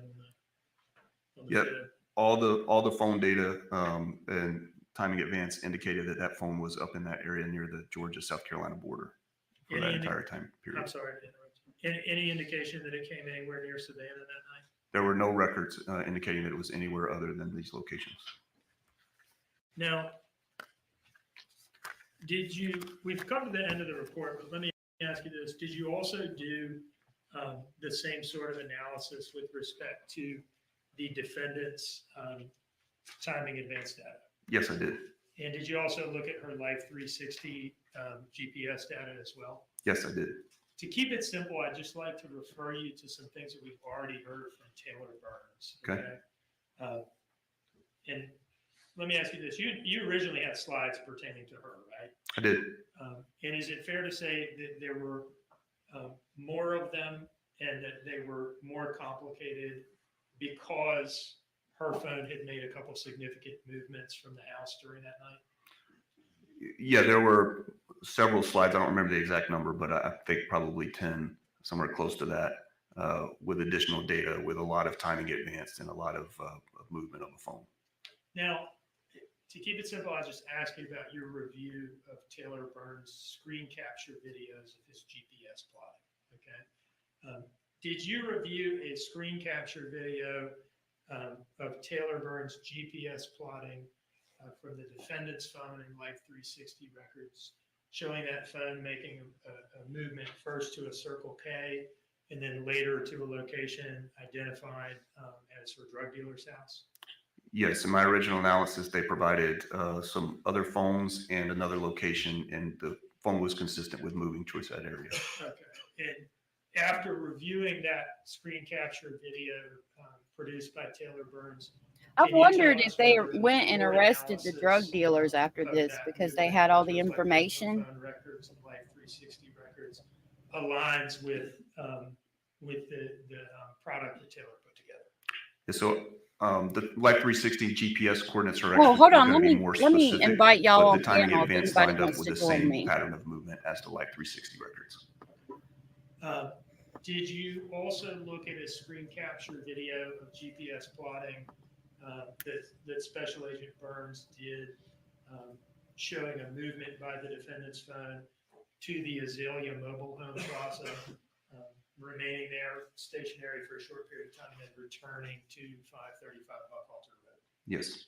Did your analysis of her timing advance data for her phone number for that period line up with Special Agent Burns' GPS plotting of that movement? Yes, the timing advance data was consistent with that same movement. Did you review a screen capture video that Special Agent Burns produced pertaining to the boyfriend's cell phones or the boyfriend's Life 360? Thank you, Jenny. Showing in the early morning hours a movement away from the phone, from the home to his workplace, him remaining there for a few hours, and then returning back to the home. Did you see that video? I did.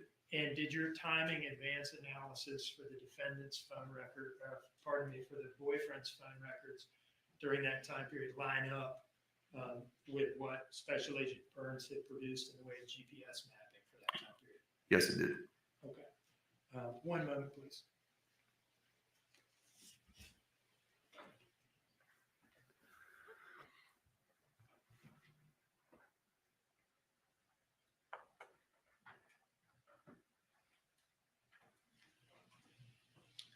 No further questions, Your Honor. All right, here comes the defense with the FBI agent. I'm waiting for Billy Joe to come up. I'm ready to see her testify.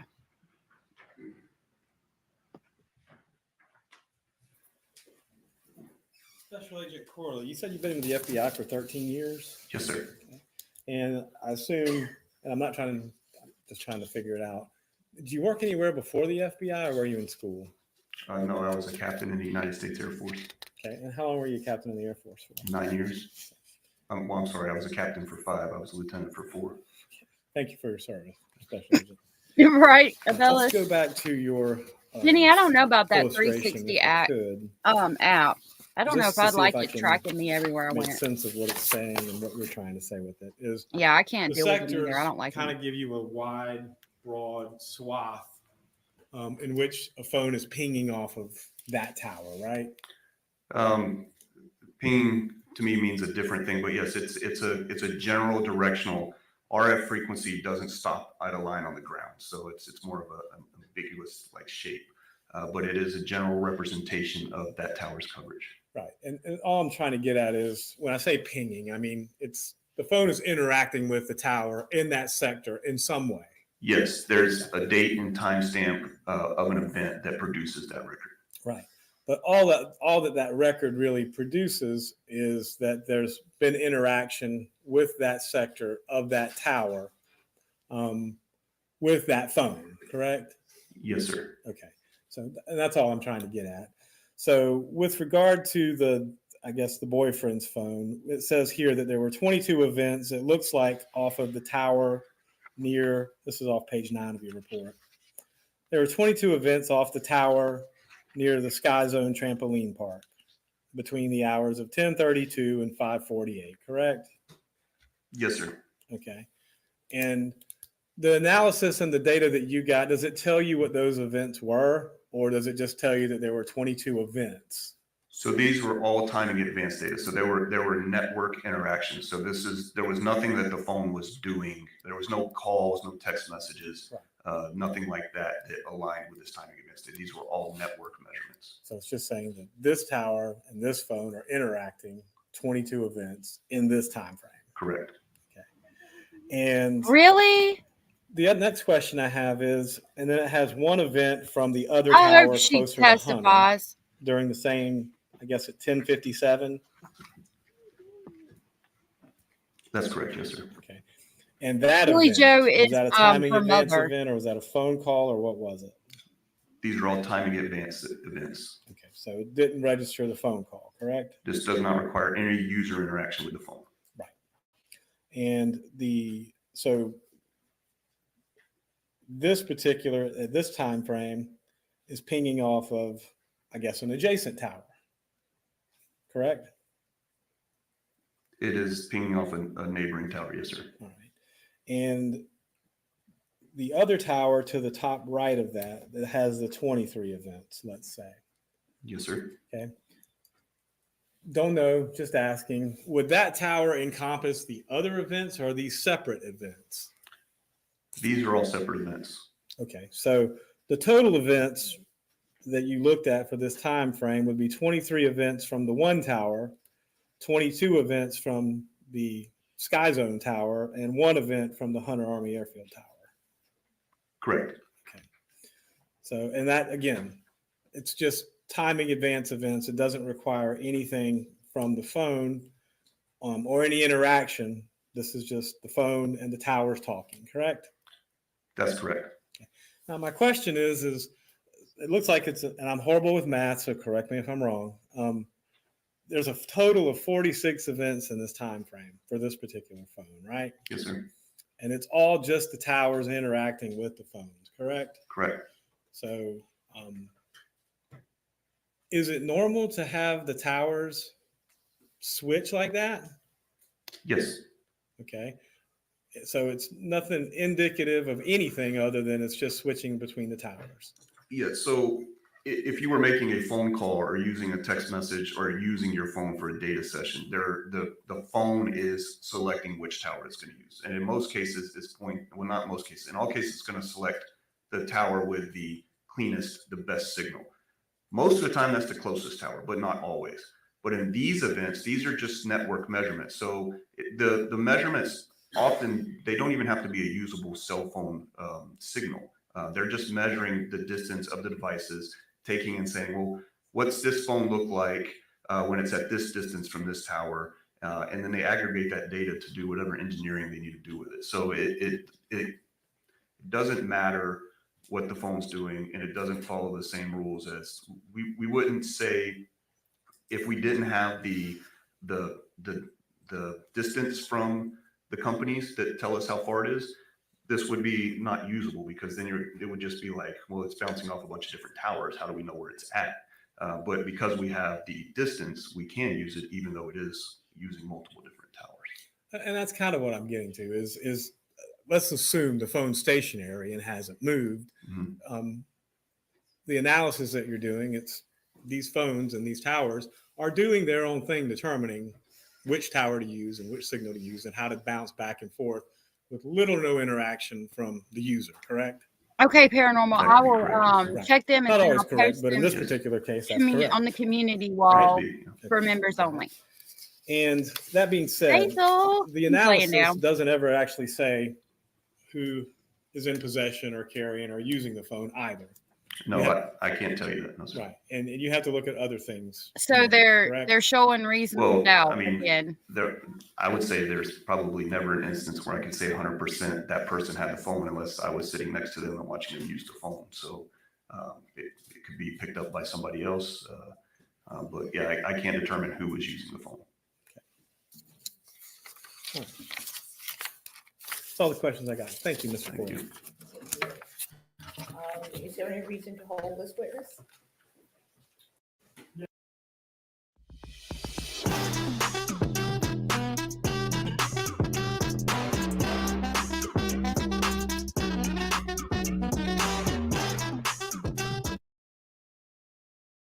Yeah, you're right. Okay, you are excused. Thank you. Thank you very much.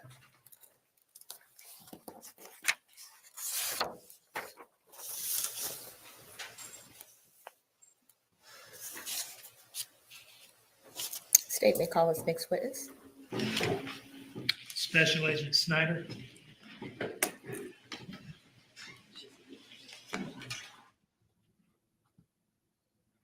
Okay, so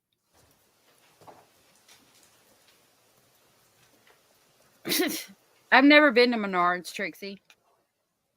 Is it really? I didn't even see the tie yet. I'm worried about playing this while it's live that I might get in trouble. We might jump to Sarah Boone real quick and play the next. Please raise your right hand. The evidence you say give the court and jury in the trial of this issue should be the truth, the whole truth, and nothing but the truth. So I don't know. I think I'll be okay. I'm hoping I don't get in trouble because I'm playing it live while it's live over there. Like, I don't know if I need to be behind a little bit. If anybody knows, let me know. And if I need to be behind a little bit, we'll watch Sarah Boone for a minute and then, like, Please introduce yourself to the jury. that'll give me a minute. My name is Brad Snyder. I'm a special agent with the Federal Bureau of Investigation. And how do you spell Snyder? Snider. How long have you been an FBI special agent? Approximately 18 years. Can you just briefly tell us about your education before joining the FBI? Sure. So I attended college at Appalachian State University. I've never been. I'd love to go there. Joined the Marine Corps as a Marine Corps officer. Spent approximately 8 years on active duty in the United States Marine Corps, and then joined the FBI after leaving active duty. Can you tell us a little bit about your FBI career leading up to this case? Sure. So I currently serve as the coordinator for the FBI's Southeast Georgia Violent Crimes Task Force. Prior to that, I've been here in the Savannah office for about 15 years. Worked both violent crime cases, violent crimes against children cases, national security cases. Wow, this is going to be an important one. Throughout the country. Let me pause this for a second. We'll watch him and then I'll do one more. Okay, thank you, Jenny. We'll watch him and then I'll do one more of the Sarah Boone.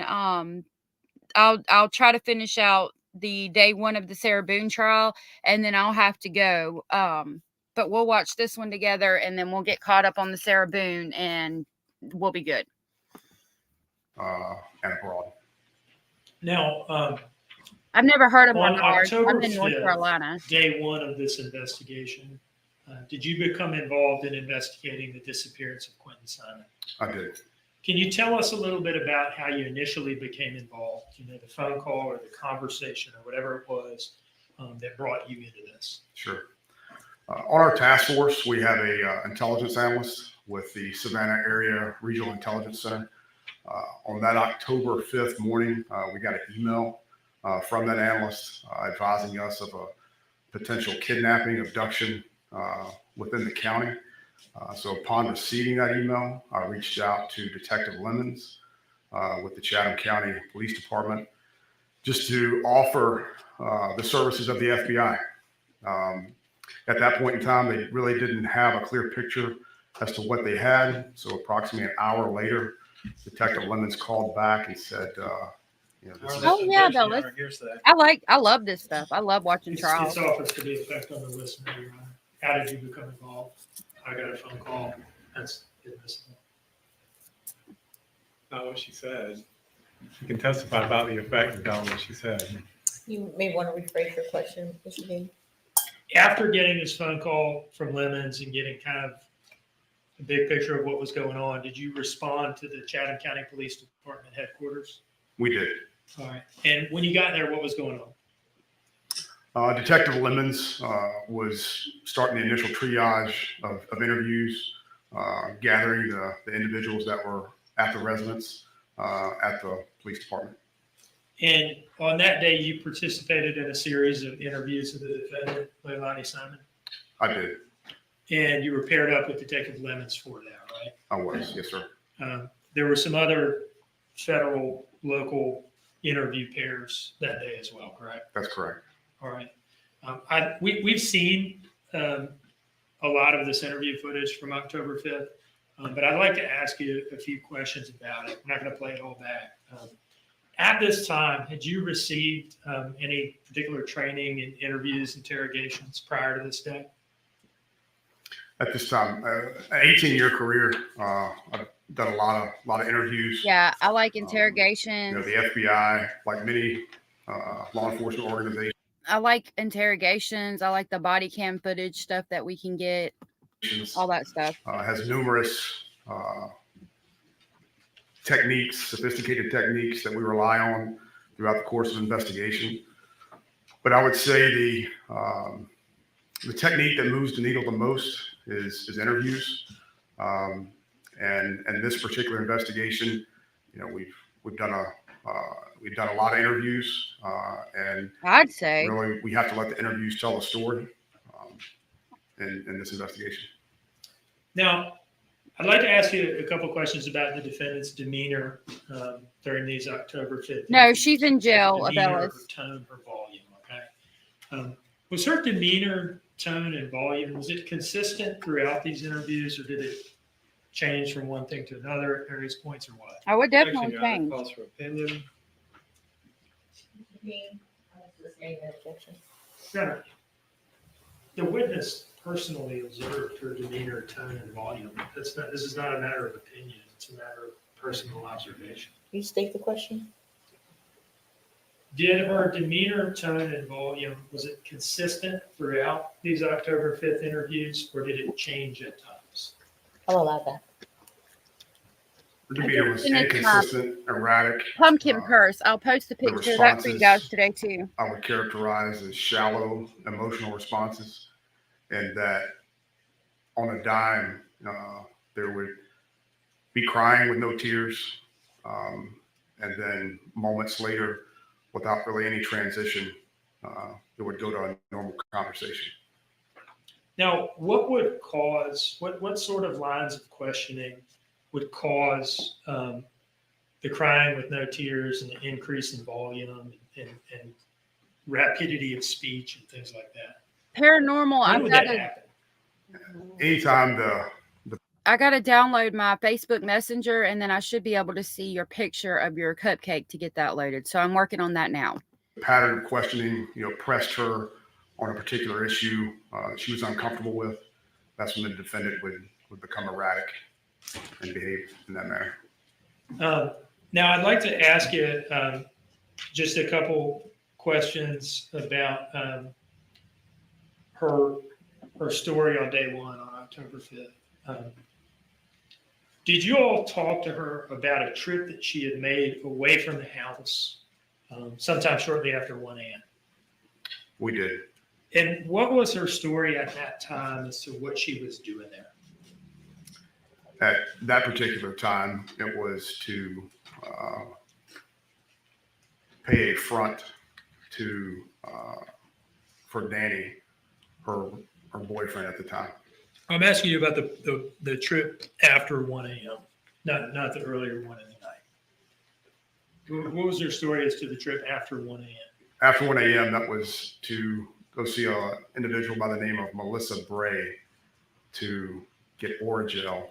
She had just recently had her wisdom tooth pulled the day prior, and her story was she departed the residence at 1 a.m. to go get Orajel from Melissa Bray. What was she calling Melissa Bray at that time on day one? That was Misty, as she referred to Melissa Bray. Misty. And initially, you were telling me about a story that she was given for a different trip, right? That was the one after 10:30, 11 o'clock or so? That's right. Okay. I'd like to ask you just a couple questions about the days immediately following October 5th, okay? Did a local team kind of coalesce and come together to investigate this matter? We did. And can you describe the composition of the local team? Like who was involved in this thing? Sure.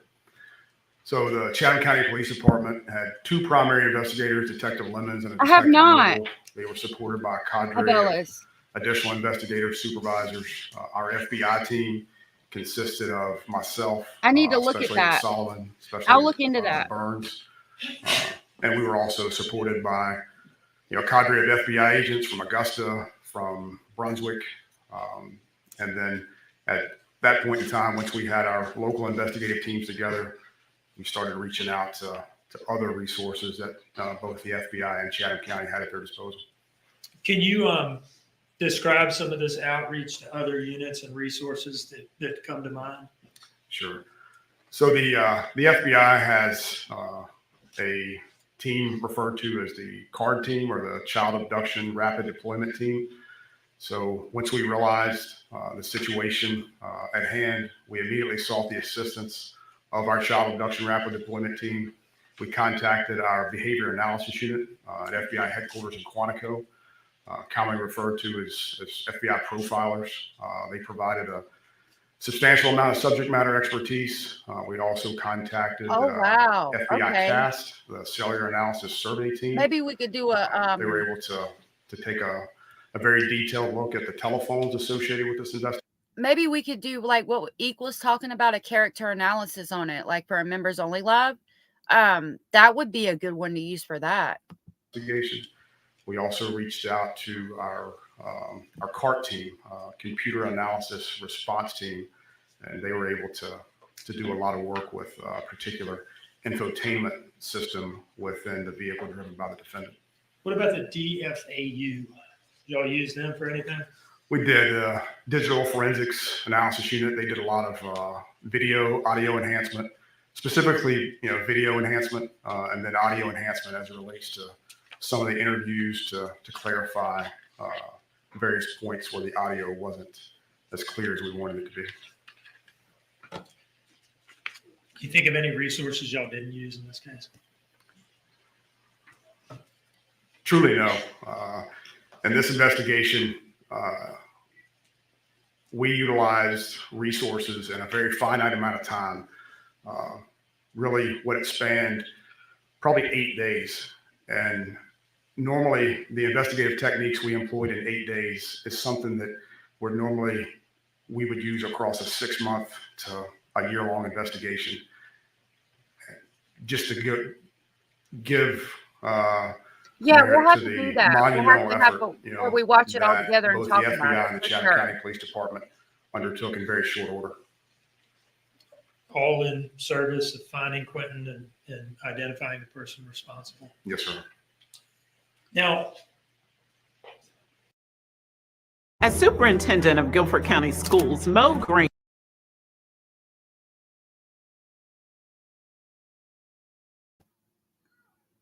Hold on just a minute.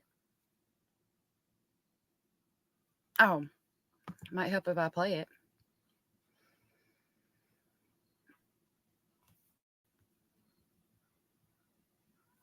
Do. All righty, Roo. Detective Noble, I believe, as well as Special Agent Solomon. and what was it that they did Okay. at his workplace?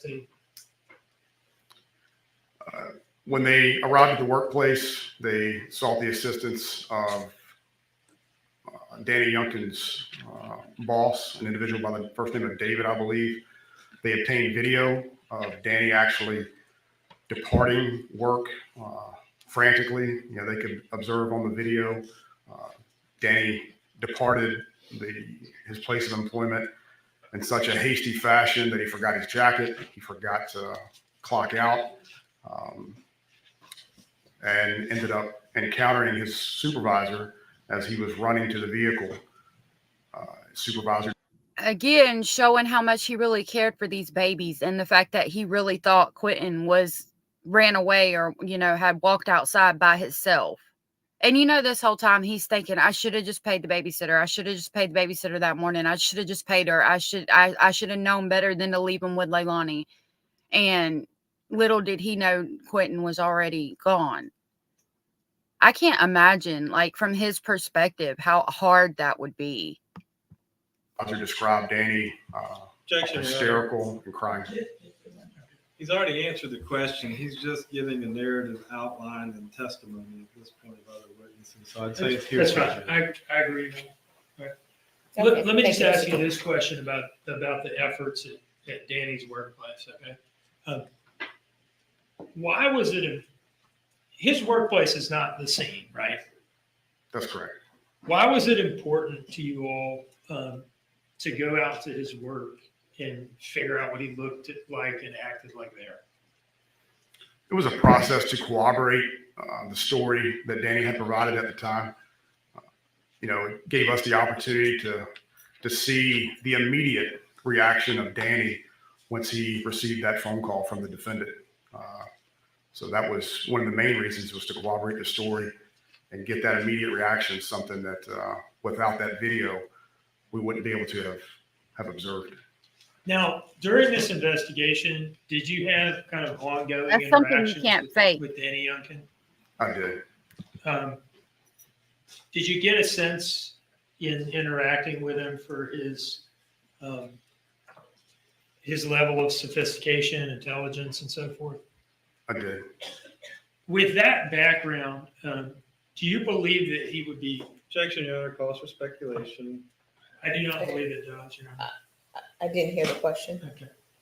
Do you believe that he would be capable of acting or thinking to act in a particular way? I'm going to sustain that. Let me ask you about the October 8th interview. Okay, we've heard testimony about an interview on October 8th at the FBI office in Savannah with an interviewer from Quantico. So this is going to be, again, extremely important because remember, the defense is trying to paint Danny as being guilty of things that he's not guilty of. And you can't fake that reaction of running out of there like a bat out of hell, driving his home as fast as you can. Like, even if you were trying to make it look like that, you can't fake a genuine reaction. Quantico named Bridget Brock, okay? Were you present for that interview? I wasn't present for the interview, but I observed the interview in a remote location within the office. Okay, you're watching it on like a live feed or something like that? That's correct.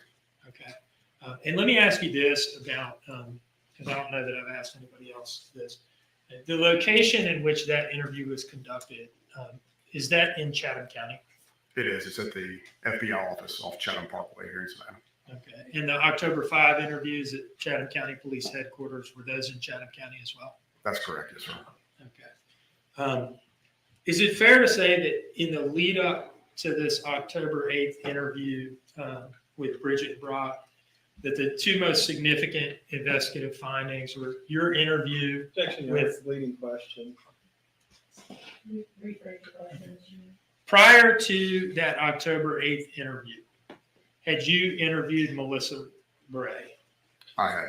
Can you tell me first about the process of locating her in the first place? We first learned of Melissa Bray through an interview of the defendant.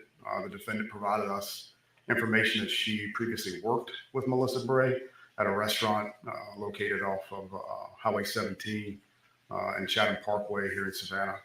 And I went to the restaurant, approached Miss Bray during working hours and asked Miss Bray if she had some time after she was off work for the day to speak with me.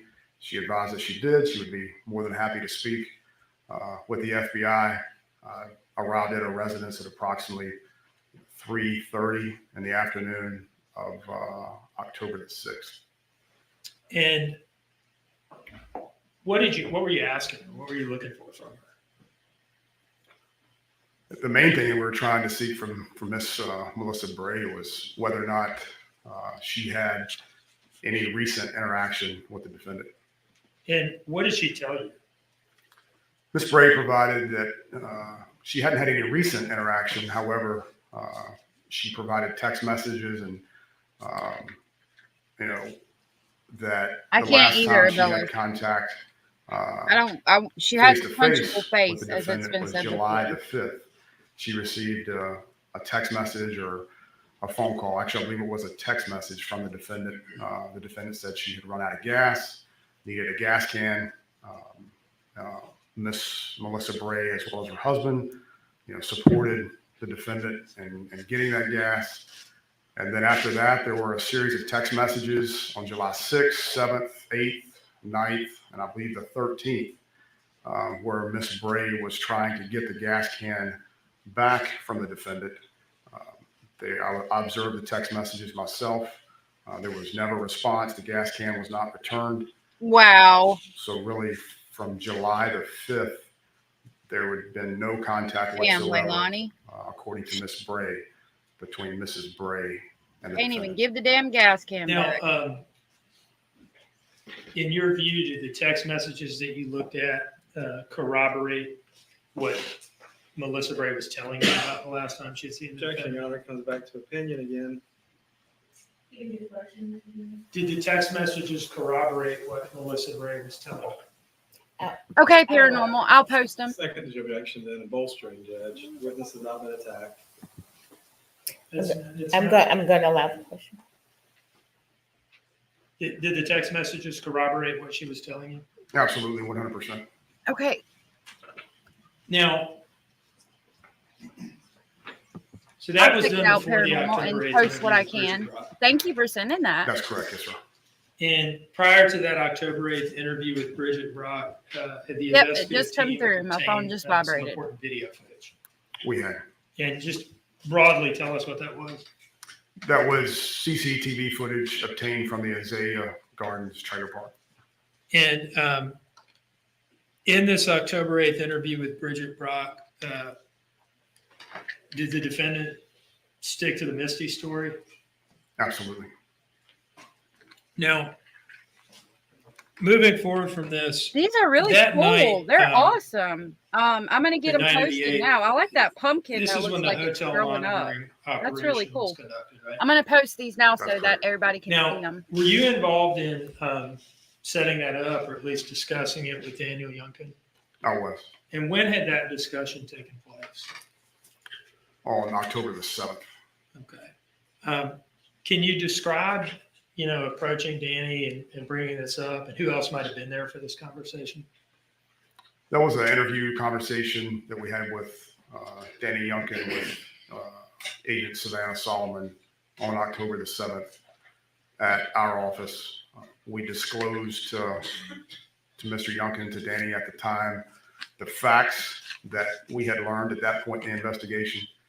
We disclosed to Mr. Youngkin the Objection, Your Honor. This is it's a narrative from the witness again. I don't think that's the question that Mr. Dean asked him.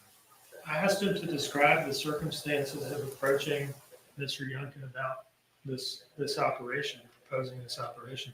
This is a totally responsive answer. It's a narrative, Judge. I mean, if he has a direct question, he needs to ask a direct question, not an open-ended one to allow the witness to say whatever he wants.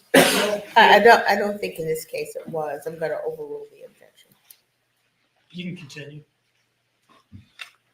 So again, we were able to disclose to Mr. Youngkin the facts of the Yeah, investigation. it's that we really obtained at cool. that I point. just got it And posted. Two of those It's in the members important facts only at that point on the were community wall. the surveillance footage that we obtained from Azalea Trailer Park, as well as the interview that I had conducted the previous day. Yeah, with I think Melissa everybody Bray. will like them. They're really She cool. Had no recollection whatsoever of having any interaction with the defendant regarding the Orangeville story. And did you ask him if he would agree to this filming and audio monitoring in the hotel room? We did. How did he react to that? He was on board 100%. Whatever he needed to do, he was glad to do it. Did he seem nervous? Did he stutter? Anything like that? No, sir. Objection, Your Honor, calls for opinion. Okay. Yeah, they're really awesome. Really cool. Based on, actually, it's based on what his observations were. I'm gonna allow it. The answer to that question was no. That's correct. Let me ask you about October 12th. So this would be 4 days after the October 8th interview with Bridget Brock, right? Yes. In which she insisted that the Origel story was true, right? Correct. Now, this October 12th interview, where was it conducted? That interview was also conducted at our FBI office here in Savannah off Chatham Parkway. In Chatham County? Correct. And who was involved in this interview? That was myself and Special Agent Solomon, also with the FBI. What type of room did it take place in? A large conference room, approximately half the size of this room that we're in today. And was it recorded? It was. Audio and video? That's correct, yes, sir. In this interview, did the defendant's story change? Yes, sir, it did. And how did it change? In what parts of it changed, I guess? Really, three main points came out of this interview. The first change was the admission of significant drug use on the night of the 4th and the morning of the 5th. The interaction with Miss Melissa Bray in the Origel story, that was a significant change. Where over the course of the interview, she disclosed, agreed. Do you that sell actually did them not or happen. do you just keep them? And then we They're really obtained cool. significant You're information really as it relates talented. to, That's really cool. Her purpose in the trailer park that night and throwing away trash. What did she say about, I mean, we're going to watch it, but kind of overview, what did she say about throwing away trash in the trailer park? Initially, the whole purpose of going to the Azalea Trailer Park was to get the Origel from Miss Melissa Bray. But once we confronted her that I myself had interviewed Miss Melissa Bray, and Melissa Bray was not able to corroborate that story, she told us that she also had trash in the back of the vehicle that was placed in there the night prior. Or the day prior, approximately 4:30 on the 4th. Okay, they still look And the really good though. trash, You can tell what they again, are. Miss They're Melissa awesome. Bray was not there. Really great job. The trash was smelling up the car. So at 1 o'clock in the morning, 1:15 in the morning, when she drove by Miss Melissa Bray's house, she wasn't there. She took that opportunity to throw the trash that was in the back of the Dodge Journey into the dumpsters at Azalea Trailer Park. Now, prior to this, on October We're hearing how the 5th, story changed. had you all discussed with her this Azalea trip? We had. And had y'all discussed it with her at length on October 5th, what exactly she was doing there? Multiple times, yes, sir. And on October 8th, did Bridget Brock discuss this Azalea trip with her? She did. And was that also at length? Yes, sir. Now, on either of those days, October 5th and October 8th, had she said anything about throwing trash away at Azalea on that trip? Never.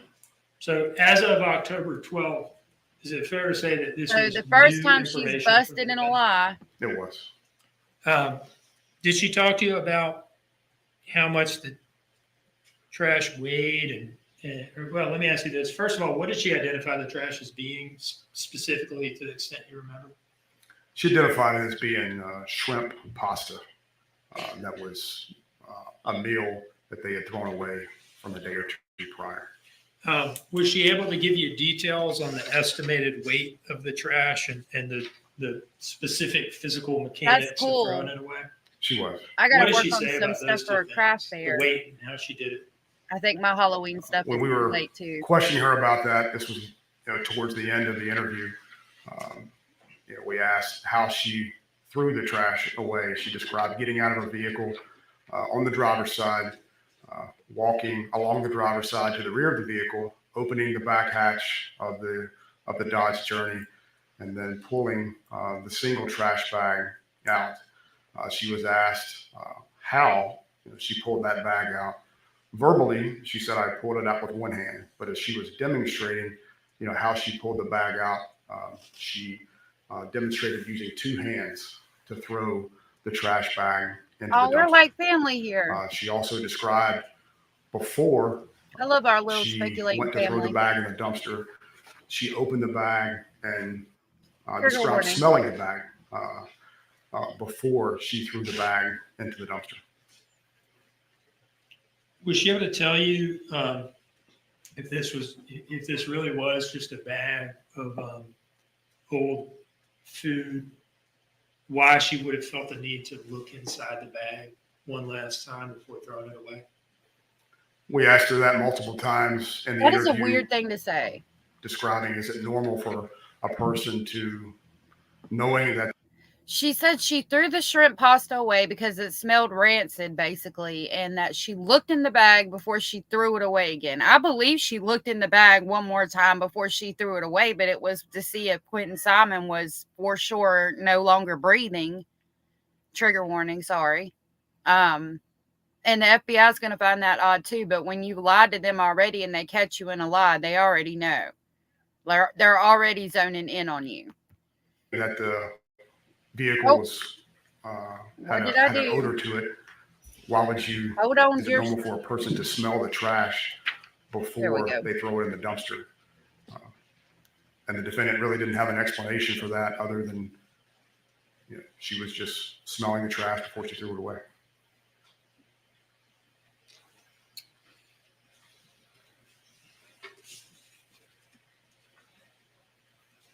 At some point in this interview, did she say anything about taking responsibility? Right, Eek? Who's smelling their trash What before do you they throw it remember saying away? about that? We'll see it in the interview, but I can't recall verbatim, but it was something to the effect of, if I did this, I'll take responsibility. Verbatim, I can't recall exactly what she said. Yeah, sure. The jurors indicated that they need a break. I figured they would need one at about 10:30 because they've been going at it now for about an hour and 15 minutes. So I'm going to ask you to stop at this point. I'm going to let's take a. Every morning in hardworking.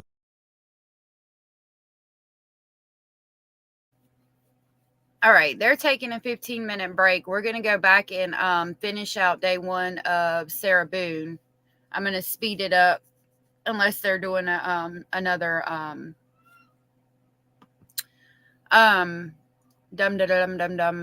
the body cam footage. I won't speed that up, but I'm going to speed up everything else and we'll get caught up. Right. Jenny, that's a good point. It is sad.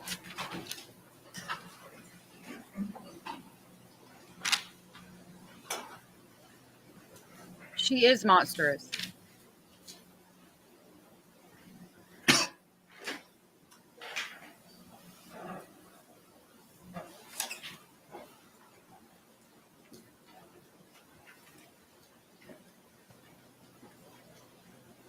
Oh, I guess there's no volume because she hasn't turned it on yet or because they're talking. I'm not sure why there's no volume.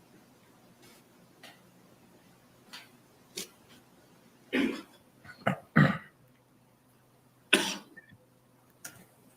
see. I don't know why this thing won't go off when I do that. There we go.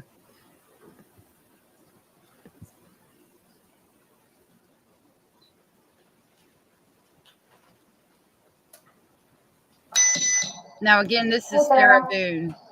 You get enough water? Day one. trial day one. No, if you want to stay seated, I don't want you to get lightheaded.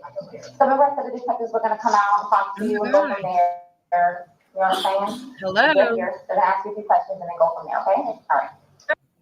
Goodness, computer, what is going on here? Hold on just a minute.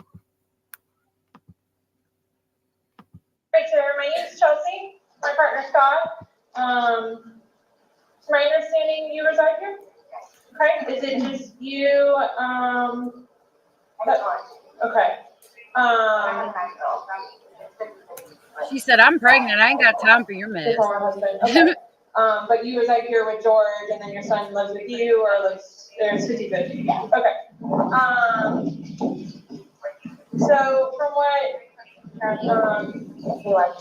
has told me, she explained last night that you guys were drinking a bottle of wine, and around midnight, you decided you guys. Okay. You guys decided to play hide and seek. Well, we were playing hide and seek, and then Was your son home at the time, or okay? no, it was fine. It was fine. Okay. Decided to play. We just did it like that, like. Sure. We were putting puzzles together. We were doing artwork. You can see the puzzle that we finished in there, and then the artwork, and then decided to play hide and seek. Just being stupid. Okay. So he decided to get in the suitcase. So I thought it would be funny to, and he was talking about it too, to get them up in there. I go upstairs and he fell asleep. So this morning when I woke up, he got me and I actually got up out of the bed. I thought sure he was downstairs on the laptop, really quiet. But then I came upstairs and I'm like, where is he? Like, and that's what I found it. Okay. I don't know what happened. Okay. And then you weren't sure about if you woke up this morning. It was afternoon. I mean, I was or this afternoon. but I just didn't want to come downstairs. So Okay. I played in bed for a little while, and then I eventually went downstairs.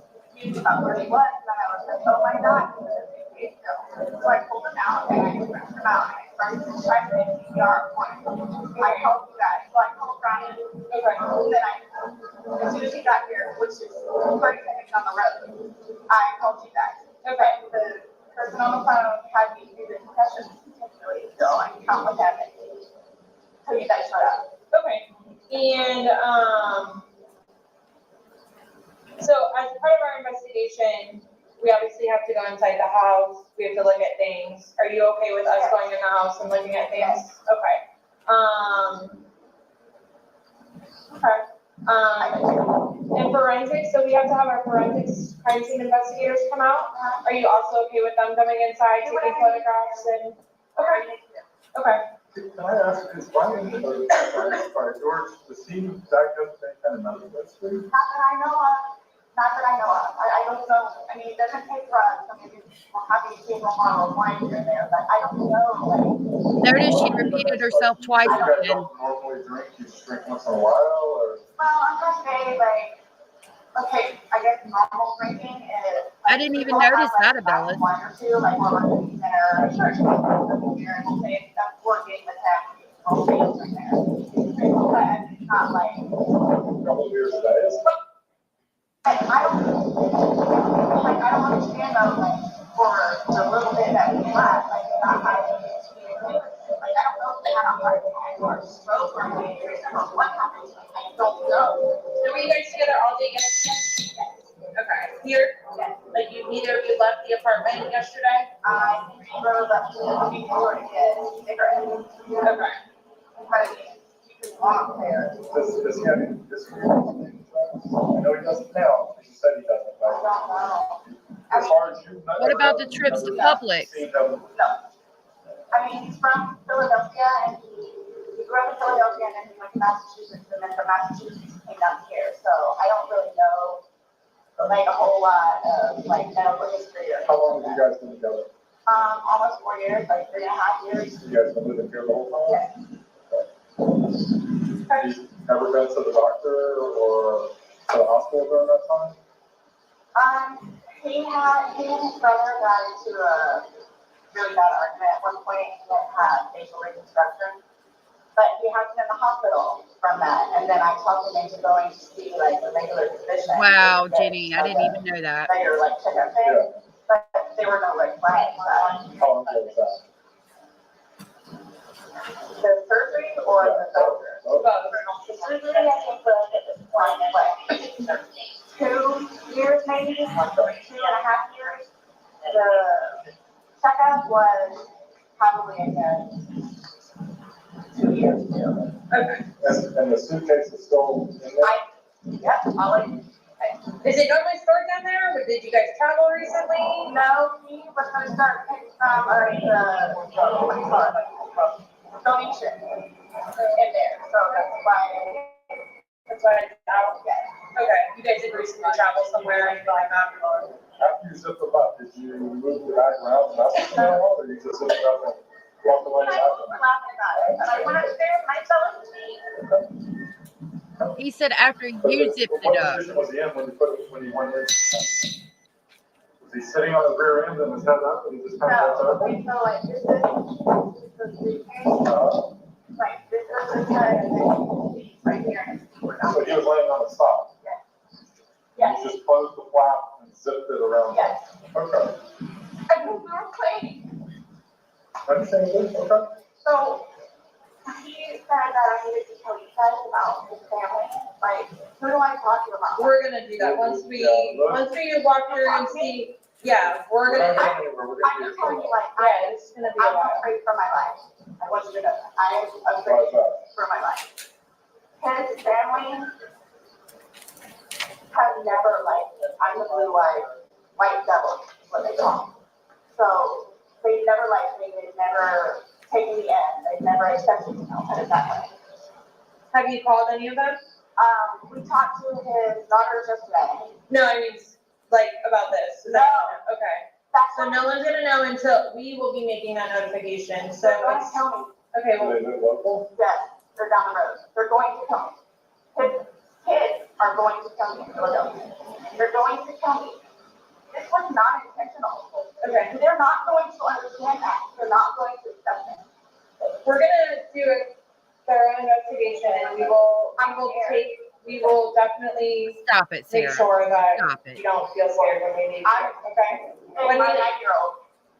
Or he's at school and he's with your husband. I know, well, Ex-husband. Your husband said that, or your ex-husband said he made arrangements for your 9-year-old to pick up. Oh, okay, Mom. All right, we're going to go inside. if that's okay. Yes, please, but you guys keep me posted, so I know what's going on. Yes, And don't, all you have to do is get their attention if you have a question, you talk to us. He's standing right there, she'll be right here. yeah, okay, but will you guys tell me, like, so you're telling me, like, you won't call whoever it is without telling me, right? I mean, I have all their phone. We're not calling, we're not making phone calls, we're actually gonna speak to them in person. Yeah. We That'll are. be later on. It'll be We'll go later. prior to us making any I'm calls. not gonna be here.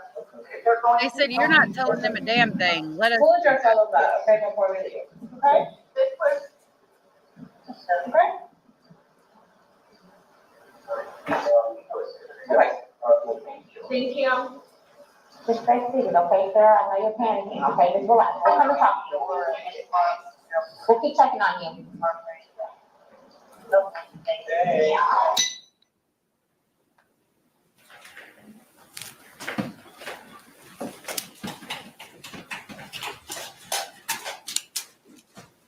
All right, I'm gonna speed this up. Let's see where we're at.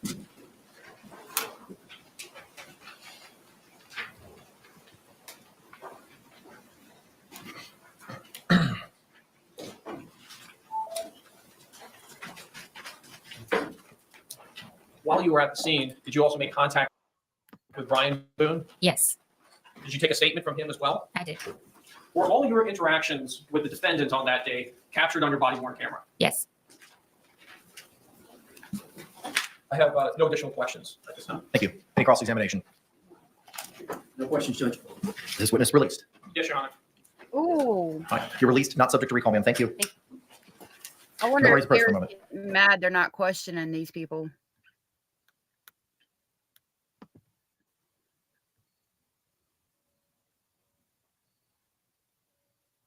Okay, it looks like they take a break. let's see. Who is next?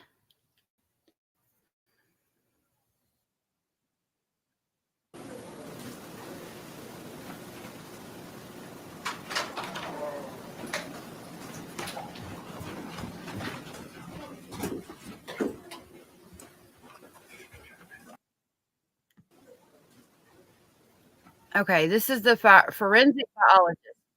Sir, good afternoon. Can you state and spell your name for the record for us? David John Martinez, Johnmartinez. Thanks, sir. You may be seated. Thank you.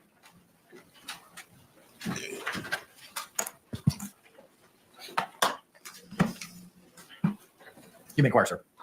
Good afternoon, sir. Good afternoon. Tell us, who is it that you work for? Orange County Sheriff's Office, And what is your position with the Orange County Sheriff's Office? Deputy Sheriff. How long have you been with the Orange County Sheriff's Office? I'm going on my 16th year.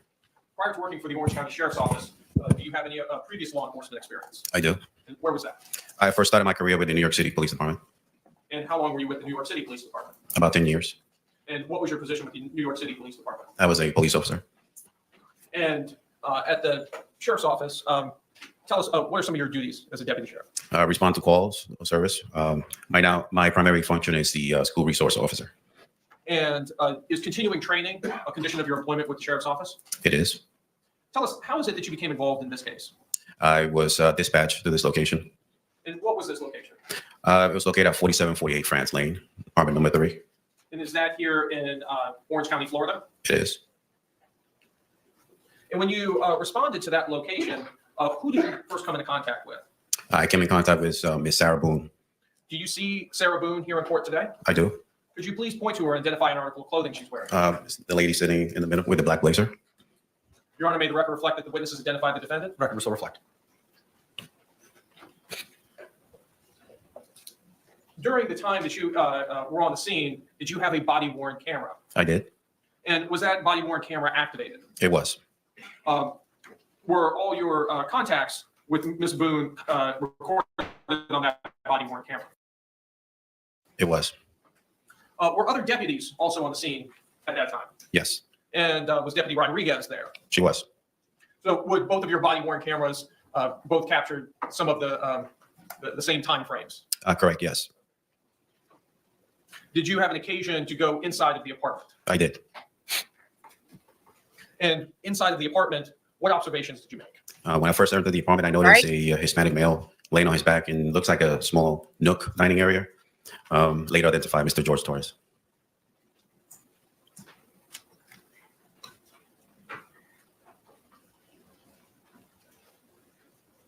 Your Honor, may I approach the witness who's been previously marked for identification as states K and been shown to defense? You may.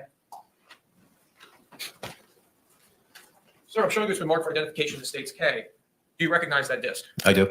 Tell us, what is that disc? Is a copy of my body-worn camera. And does this body-worn camera fairly and accurately depict the portion of the events that took place on February 24, 2020? It does. And are those your initials on the disc? Yes, they are. Your Honor, at this time, I'd like to move what's previously been marked for identification as states K into evidence. Any objections? Objection. What was pre-marked as states K will be received into evidence without objection as state 7. Your Honor, request permission to publish. You may. Madam Clerk, can you dim the lights?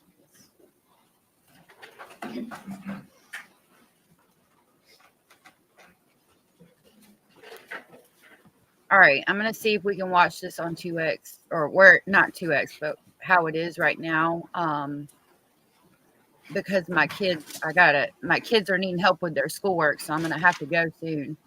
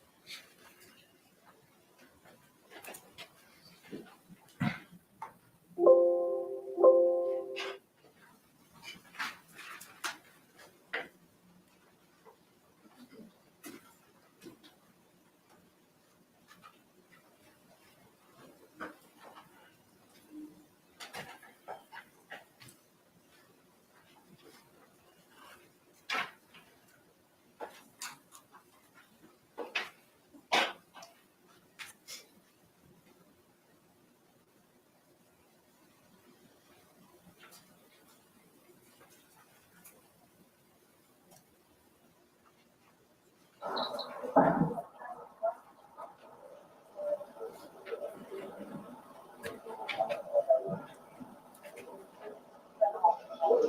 coming out now. I'll get you somebody, okay?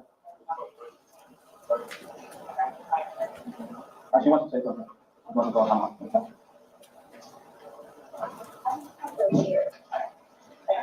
Don't know anything though, like why or how? So that's what people don't know the answer to that because we're not. So we're not in the office. I'll have what's going on. Yeah, that'll be first thing tomorrow morning. I'll know a lot, hopefully a lot more tomorrow morning as far as him. But I cannot. There's no way I can say how, why. So just like why is it purple? Because that's normal. When someone passes away, but then it needs to turn. There's a hard stop to be.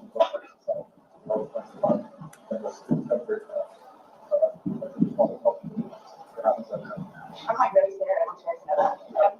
Yeah, all these evidences, so while we're here, nothing's gonna happen. But we don't make any notification. You'll have plenty of time to leave or do it. Wow. Whatever you need to do, okay? That's so sad. Talk about that one time, right? Yeah, She said, why is he purple? Maybe because you zipped him up in a suitcase and kicked him down the stairs. I mean, you know. But like, I don't, like, this was totally, like, not intentional. Like, that's what I'm scared about too. Like, we'll have all the evidence. We'll have a lot more info tomorrow. And have a message in that. What you're seeing here is common.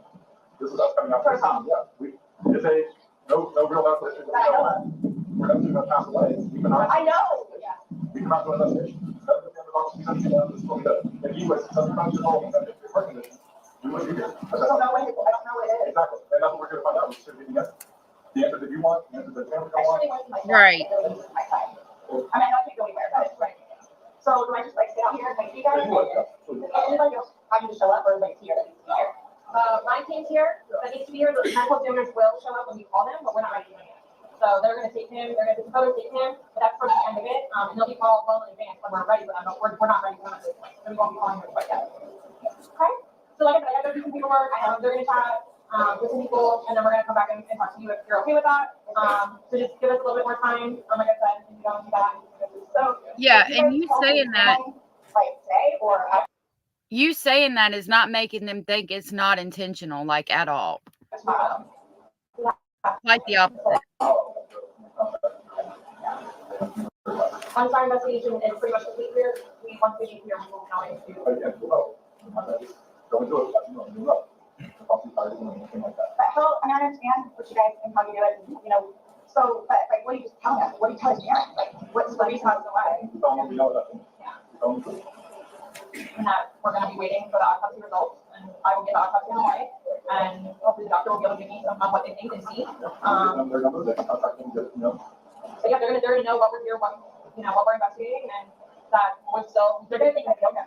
They always have said that, they always have said that. I told you, because I'm the blue-eyed white dragon, that's what they call me, because they don't want him with me. So he's basically just not really been around his family because he chooses me over them. Even after I encouraged him numerous times, children, I see his family.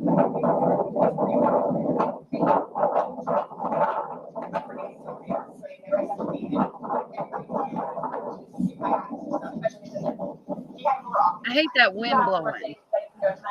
Both my parents are deceased, my grandparents are deceased, my aunt and uncle are deceased. I got noticed. I had a brother that's in the Marines, and I had another one that's in jail. Unless the brother that's Marine local, no.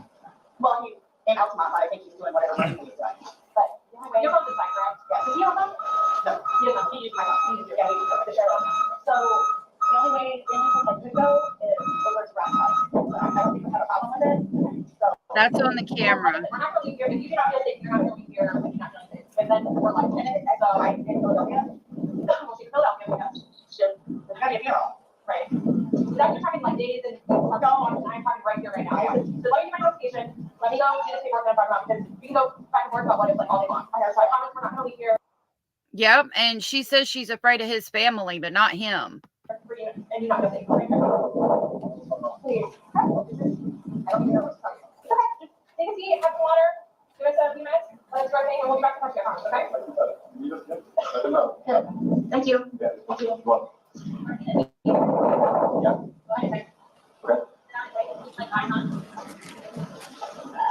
You have anyone in there?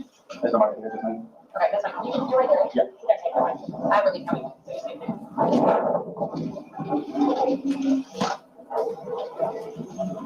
Yeah, I actually had battered women syndrome, and I would have never done that. I would have been scared he would have got out of that suitcase and killed me. Like, in all honesty, like, nope, or unalived. Thank you. Any cross-examination? No, sir. Can this witness be released? Yes, Your Honor. Yes. Thank you, sir. You're released, not subject to recall. Thank you. It pisses me off because she says she has battered women syndrome, and that's not how you act at all. State, may call your next witness. You're actually scared for your life.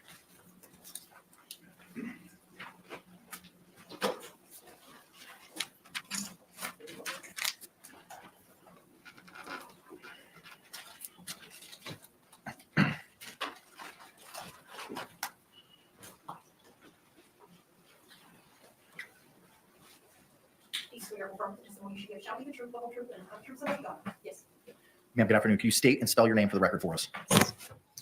Melissa Roughgarden, MELISSA Thank you. Counselor, you may inquire. Ma'am, who do you work for? I'm employed with the Orange County Sheriff's Office. What is your position with the Orange County Sheriff's Office? Currently, I am a forensic biologist with the forensics unit. Prior to this, I was a is crime scene forensic investigator for 5 biologist. years. I'm sorry. And how long in total have you been with the Orange County Sheriff's Office? About 6.5 years. And tell us all the positions you've held during that time. Those two, a crime scene investigator and a forensic biologist. Let's turn to your work as a crime scene investigator. What does a crime scene investigator do? We respond to crime scenes. We photograph and document those crime scenes through photographs, notes, and sometimes sketches. We collect evidence, we process the scene, and then we do further processing to the evidence back at our forensics lab. When you say process evidence or process the scene, can you tell us what that entails? It depends on the scene and the evidence, but it includes the photographs. We also take swabs for potential DNA. We can also do testing for possible blood and things like that. We also process for latent fingerprints, among other things. What type of training Yep, do you need in it order to is. become It a, pisses me crime off. scene, investigator? Upon being hired with the Sheriff's Trigger Office, warning, we're as a about to CSI, use I completed a Thank you, 16-week Bellis. training program, which includes in-house processing, as well as going out to crime scenes with trained crime scene investigators to observe and then assist, as well as taking on calls with the trained crime scene investigator. Approximately how many crime scenes have you processed in the course of your time as a CSI? It would be hundreds. I don't know the exact amount. Were you working in this capacity as a CSI on February 24th, 2020? Yes, I was. And tell us, where did you respond out to on that day? I responded to 4748 Franz Court, apartment 3. And is that in Orange County, Florida? Yes, it is. And when you responded to that scene, who did you make contact with? I made contact with the homicide detective, Chelsea Kepsel. Did you receive information from the detective? Yes, that it was a death investigation. Did you walk the scene with the detective? Yes. And tell us, what does it mean to walk the scene with a detective in a homicide? We go into the scene and just observe. We don't interact with anything and discuss what we see. When you walked the scene, did you see George Torres? Yes, I did. Where was he located? He was located on the floor in the living room of the apartment. Did you, with the detective, identify potential items of evidence to be collected? Yes. You had mentioned previously about documenting scenes with photographs. Was that done in this case? Yes, it was.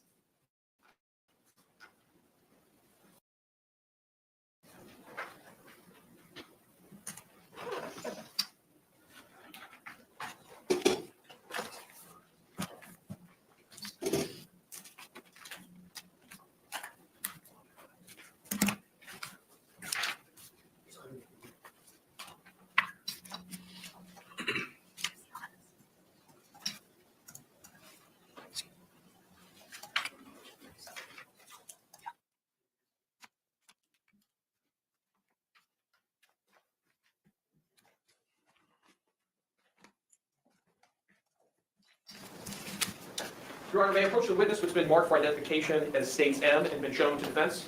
All right, so we're gonna see some pictures. Ma'am, I'm showing you who's been marked for identification as States M. Can you take a look at the contents of State M to yourself and tell me if you recognize the items contained within States M? Yes.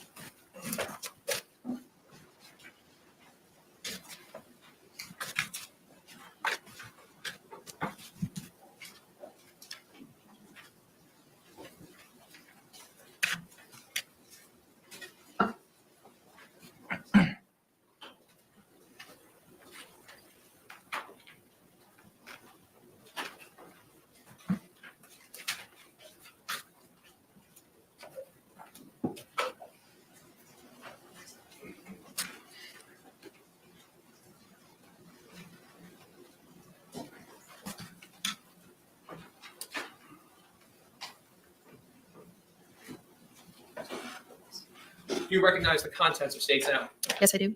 Tell us, what is the contents of State M? They are photographs I took on the crime scene. Do they fairly and accurately represent how that crime scene appeared on February 24th, 2020? Yes, they do. Your Honor, at this time, I'd like to move what's previously been marked for identification as States M into evidence. How many photographs are there? Do you have a President total? 11. No objection. All right. What was pre-marked as States M will be received into evidence without objection as States 8.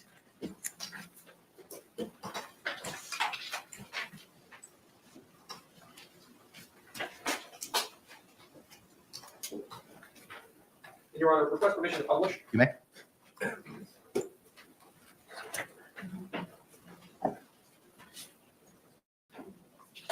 Your Honor, we have the lights dim. Yes.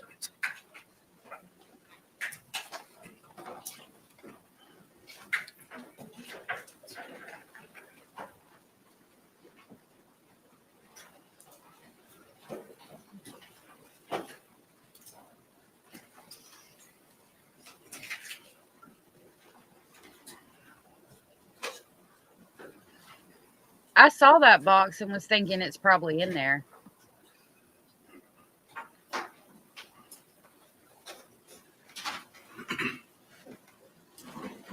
And I'm first going to publish to you as part of States M. Picture photo number 4. Tell us, what is this? This is the front door to the residence.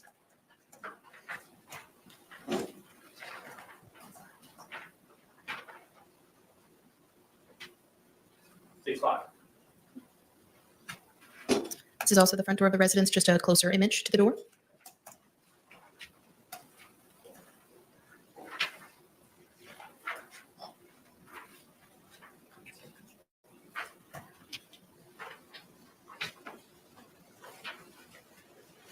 When you enter the residence, what is the first area just off to the right of the front door?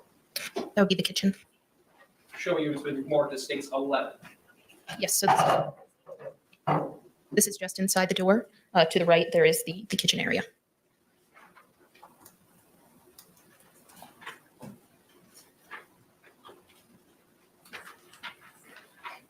Showing you States 14.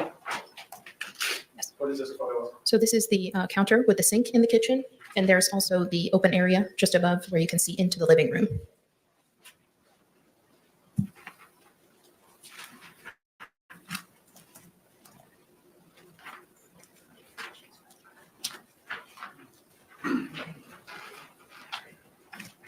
I don't know, Abellis. That's a good question there. Showing you from States Composite. They have to Photo 19. with this trial going Yes, on. This is a hutch inside the kitchen. You can see in the background, that is where that first photo of the kitchen was taken. So that's the entryway. And then this is the hutch, and there's a cell phone on the hutch in the kitchen.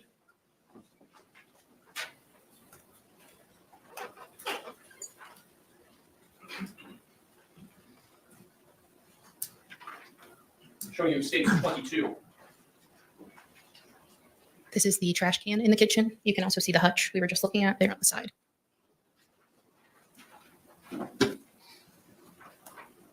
States 23. This is the contents of the trash can. You can see 2 wine bottles on the top of the trash. Did you also find receipts in that trash can as well? Yes. Dang, they are some big bottles of wine. We knew they were 1.5 liters each. Photo They had 25. drank 3 liters of wine. But These they are those big. same wine bottles and My 3 goodness. Publix receipts that were removed from the trash can. Did you take these items? Some and collect states them do. as I don't know if evidence in Florida States? does. Yes, I That's did. a good question. I know some states do for sure. I don't know if Florida would or not.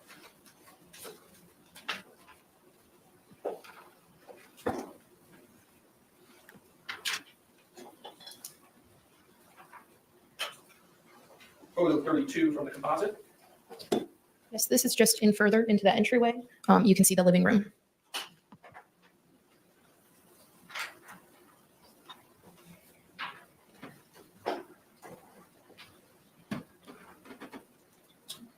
Photo 35 from the composite. This is another photo of the living room. You can see the victim located on the floor and a suitcase in the bottom corner of the photograph.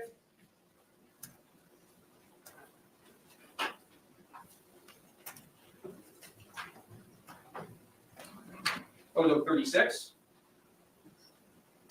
This is another photograph in the living room. This is that wall we saw in the kitchen there with the opening.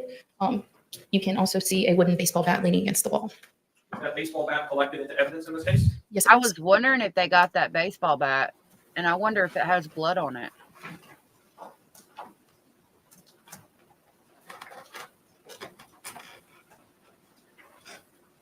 Photo 38. This is, excuse me, this is also a photograph of the living room, just the other side of the room.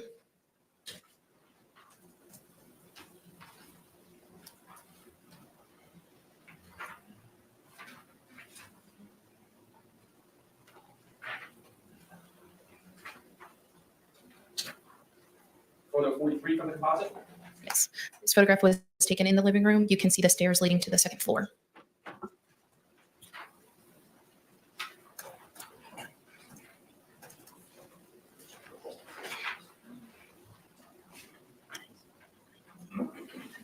Photograph 45.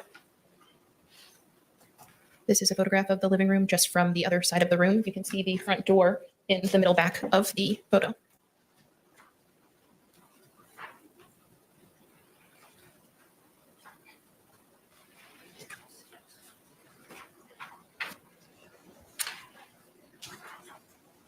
Photo 49 from the composite. This is a more close-up photograph of the suitcase.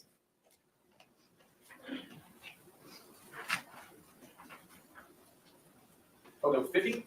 This is a photograph of one of the zippers on the suitcase.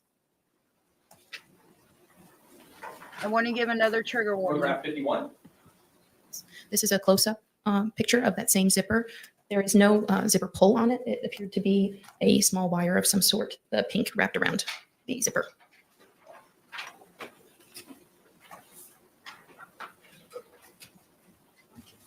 This is the zipper on the other side of the suitcase. Just for the record, that's photograph 52.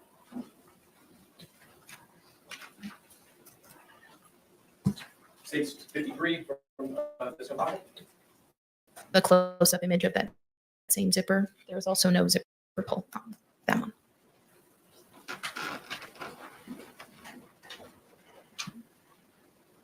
Photo 54 from the composite. This is the contents of the suitcase after just lifting the lid. We've heard that she got her child to get in the suitcase, that they've gotten in the suitcase before, and none of these zippers have the pull on it. Like, I've wondered if she had planned on putting somebody in that suitcase to get rid of them. Like, she knew it was going to be used to get rid of somebody. So maybe she removed the pulls on the zippers and all of that. Like, it's just weird, her obsession with suitcases and people getting in them before this happened to me.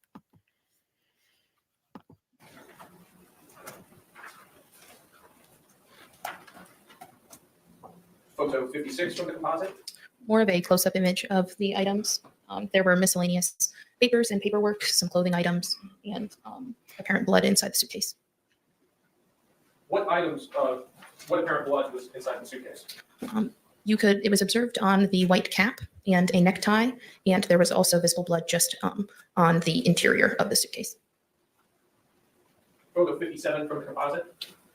The contents of the suitcase, but you can see the white cap more clearly and the blood observed on it.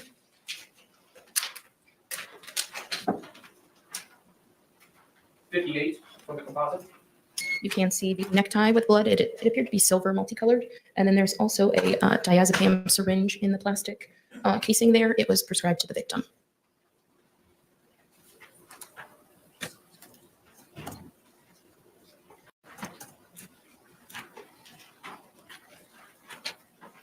Photo 61 from the composite. That is the miscellaneous papers and paperwork that was removed from the suitcase.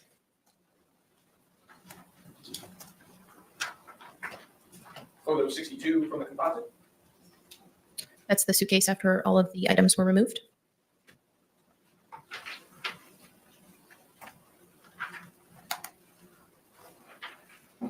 Photo 64 from the composite. Yes, that is what appeared to be some like small pieces of paper that appeared to be soaked with blood. Is this inside of the suitcase? Yes.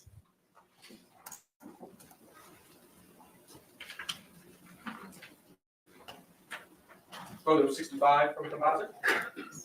That is the baseball bat that was leaning against the wall in the living room.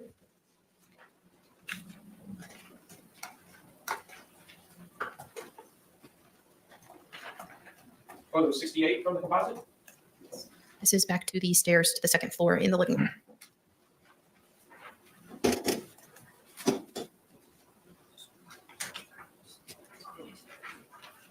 Photo 69 from the composite.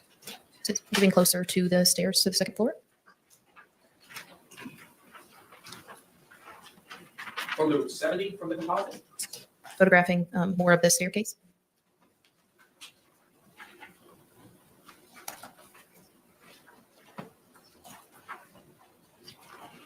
These are the steps leading to the second floor before I proceed up to the second floor. This is photo 71 for the record. Photo 72 from the composite. I'm going to skip to where we talk about The upper portion of the stairs leading to the I'm second going to floor. have to go in like 5 minutes. How many bedrooms were on the second floor of the unit? There were 2 bedrooms. They're talking about one there. Photo 75 from the composite. What is this? This is the hallway. You can see a closet in the hallway and then the door to one of the bedrooms. This appears to be a child's room. I'll Yes, just it let did. it play because they're going to go to break at the end. So I'm just going to let it play for as long as I can. Photo 79 from the composite. This is a photograph within the child's bedroom.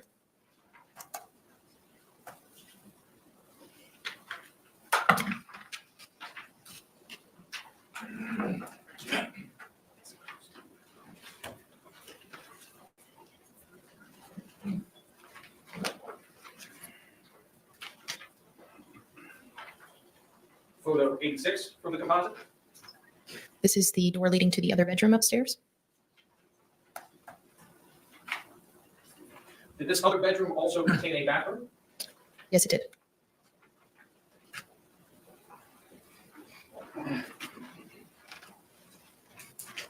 Photo 90 from the composite.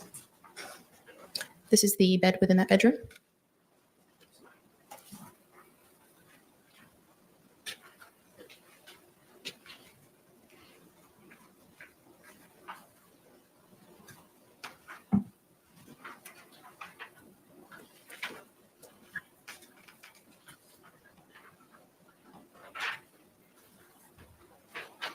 Photo 97 from the composite. It was surprisingly clean. This is the bathroom. In that master bedroom upstairs. Yes. Did you also have an occasion to photograph the defendant? Yes, I did. You see the defendant here in court today. Yes, I do.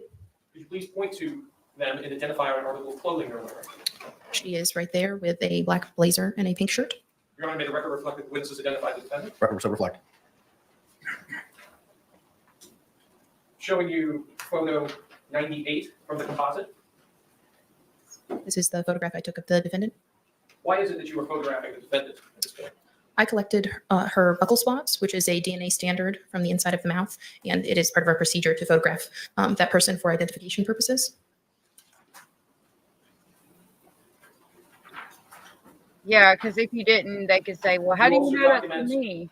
The rest of her body as well at that time. Yes, I did. Publishing photograph 101 from State's Composite. This is a photograph of her hands facing upward.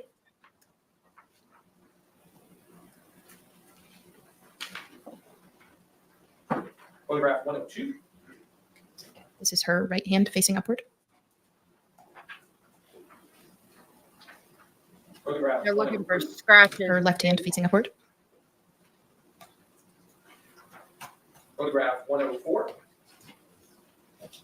Both of her hands facing downward, so the tops of her hands. Yeah, they are very professional. Good afternoon, Zio. Photograph 105. This is her right hand facing I'm downward. glad you're here. We won't be here much longer, but I'm glad you popped in. Glad I got to see your lovely screen name today. And her left hand facing downward.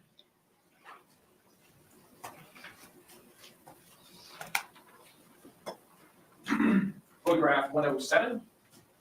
This would be of her right arm. Photograph 108. Her left arm.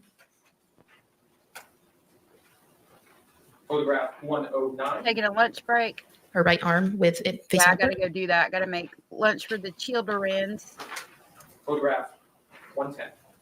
Her left arm with her arm Help facing them upward. with their schoolwork. During the time you were interacting with the defendant, did she ever indicate to you Has she had any injuries?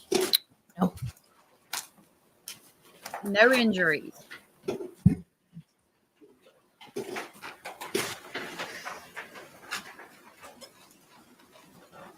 You had previously testified that you also collected physical items of evidence from the home as well in this case. Yes, I did.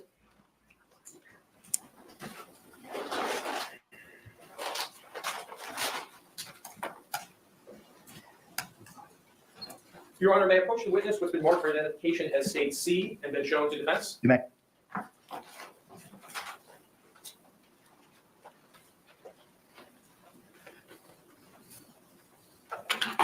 Ma'am, I'm assuming it was remarked for identification as state C. Can you take a look at that package for me?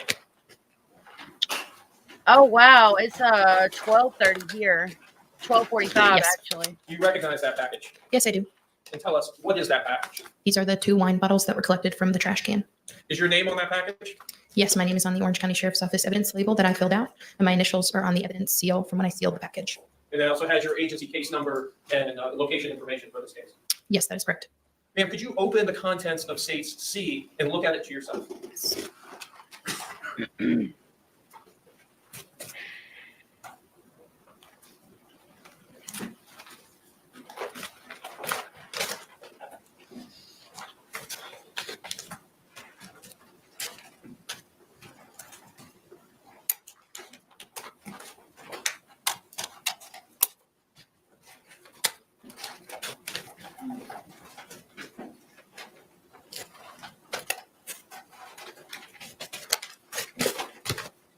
Her lawyer could be objecting to like some of the photos and things, and they're not really saying anything.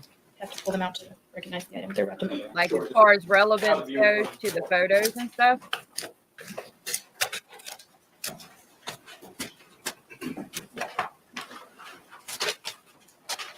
You are younger than us, technically.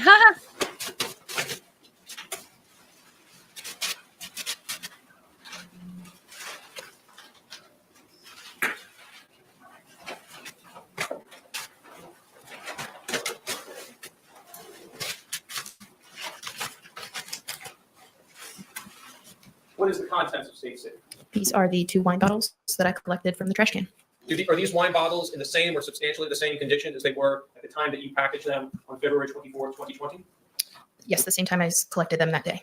Your Honor, at this time, I'd like to move what's previously been marked for identification as states C into evidence. Any objections? What was pre-marked as state C will be received into evidence as states 9 without objection. Your Honor, request permission to publish. You may do so. You can unwrap it now.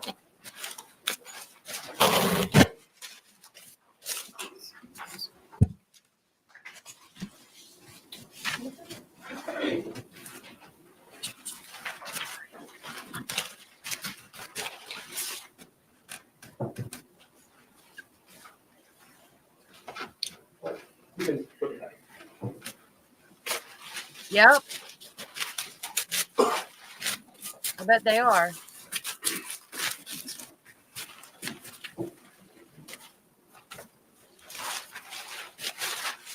There's just some big ass bottles of wine too. For $8. They certainly were pretty plastered, in my opinion. Did you also have occasion to collect the baseball bat from the living room? Yes, I did.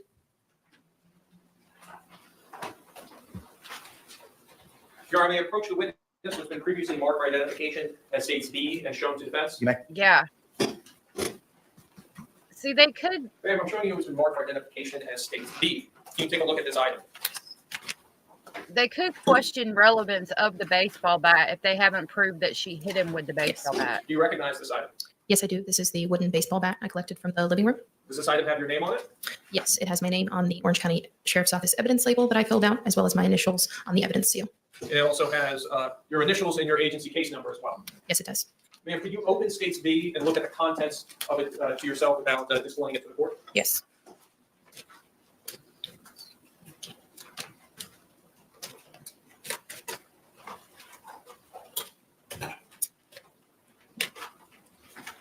Yeah, and me and the police are over here like, ma'am, everybody knows you're lying. Stop it. Stop it right now.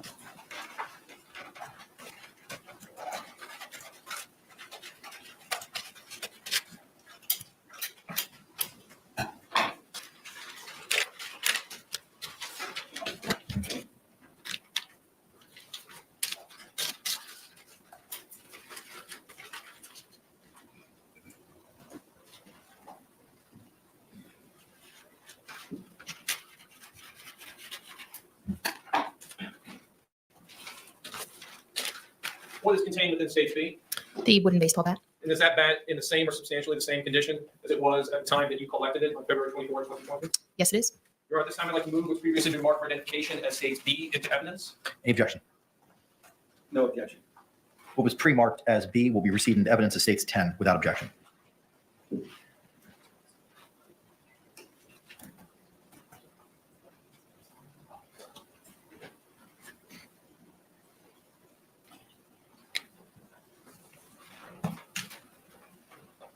Bright Eek. Your Honor, request permission to publish. You may.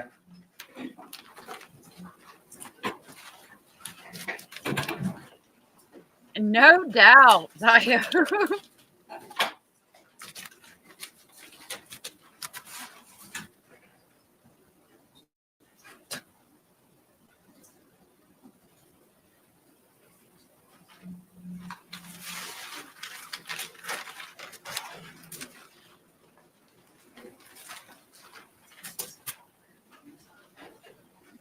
You also had an occasion to collect the suitcase as well in this case.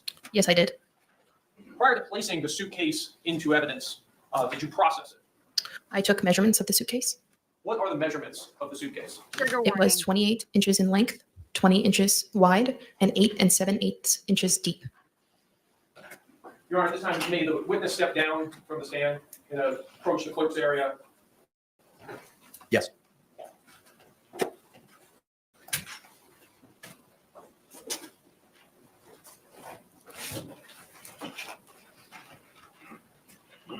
Ma'am, I'm showing you what's been marked for identification as states A. Tell me, do you recognize this item? Yes, I do. Tell us, what is this item? This is the suitcase I collected from the living room. And how is it that you know that this is a suitcase you collected from the living room? It has the Orange County Sheriff's Office evidence label that I labeled with the item description. It also contains my name and agent's case number, and my initials are also on the evidence tape.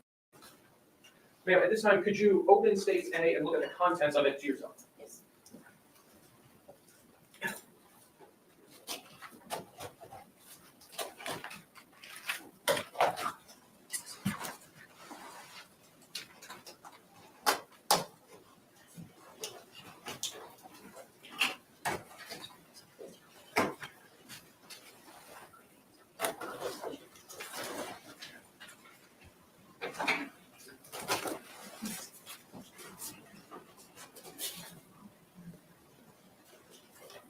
What is inside of states A?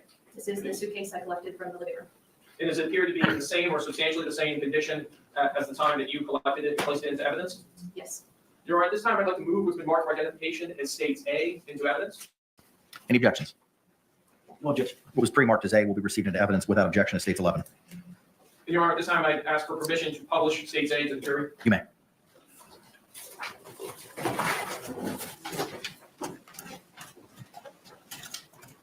Can you open the inside of it?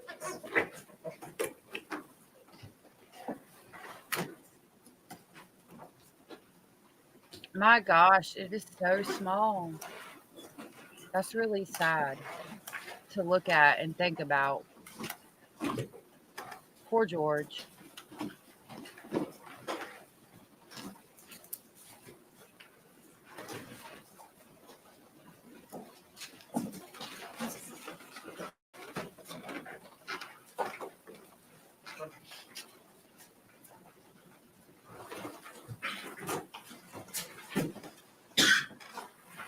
Yeah, Zaya, I think he might have been shorter than that. I think he was 103 pounds, though. I'm not sure about his height. How easy is it to operate the zipper that closes the suitcase? It was a little difficult. I have no additional questions at this time. Thank you. Any cross-examination? Yes, Your Honor. Good afternoon. Good afternoon. Are you also referred to as a medical examiner investigator as opposed to just crime scene investigator? No, that is not my title. Do you do reports that the medical examiner necessarily relies upon in the process of doing the autopsy and additional investigations? You would have to ask them. Who makes the decision at the scene as to what items will be photographed and what items will be taken into custody, what items will necessarily be tested or analyzed? That's a collaborative effort between the crime scene investigator and the lead detective while on scene. That would be yourself and who was the lead detective? The lead detective was Chelsea Kepsel. Now, you authored a report. in That this matter, dang did you not? autocorrect. Yes, And that report was doesn't utilized, if you in I fact hate know, by the medical examiner in developing her autopsy report, was it not? I do not know. In your report, did you advise the medical or whomever might read your report that in fact the body had been removed from the suitcase by first offenders or first responders? First offenders. No, I don't believe so. And we know that you have capacity to do DNA analysis, correct? No, we process DNA and or collect swabs for DNA, and then that's submitted to the Florida Department of Law Enforcement for conventional DNA analysis. You did that with a sample from the inside of Sarah Boone's mouth. Her buccal swabs were submitted to the FDLE. And who made that decision? The detective and I. Who made the decision not to bother to do a DNA analysis on the blood from the items within the suitcase or the suitcase itself? That was a discussion between the detective and I. And you chose not to do that? No, we did not. You assumed the blood inside the suitcase belonged to George Torres, correct? There was blood observed in the suitcase. But you don't know who that belonged to because you didn't bother to analyze it or have it analyzed, correct? The blood was not tested. Now, State's Exhibit B, the bat. You took that into evidence. Was that again a collaborative Why would decision you by yourself test and the lead it? detective? Yes. Just to be And- extra sure, like for your case. What efforts Legitimacy. did you make to have the bat analyzed, given the fact that it was apparently evidence? It was just collected as evidence from the scene. Did you advise either the lead detective or anybody else involved with this investigation that there may be matters that could be analyzed when analyzing the bat that would help or assist in the investigation of this matter? It's my job to do the documentation and the collection of evidence. You said it was a collaborative effort between yourself and the lead detective. So did you participate in that decision? We chose to collect the bat and put it into evidence. And so there was a fiber analysis done on the bat to determine whether or not it was used to strike George Torres when he was in the suitcase. Was there not? Pardon? In fact, there was not, was it? There was no effort to analyze the bat. Jack, I don't believe the witness had an opportunity to answer the question. Sustained. Sorry. Please, Can you repeat the question? if I can remember it, I will. Do you know that there was any effort made in this particular investigation, the investigation of Sarah Boone, to analyze the bat for fibers? No, there was not. And why was that not done? It was not done. You indicated that you had some interaction with Ms. Boone. Is that correct? I collected her buccal swabs. Did you speak with her? To make in sure you collecting had her buccal swabs, yes. Did you speak the to any case. other witnesses? No. Did you make any determination of other so. matters that might be of import or evidentiary value when you were going through the house and taking photographs and documenting the interior of the townhouse? You'll have to be more specific. Well, how many pictures of the child's bedroom did we see? Here today, Yes, ma'am. we saw the entrance to the bedroom as well as a photograph of the interior of the bedroom. What was the evidentiary value of that?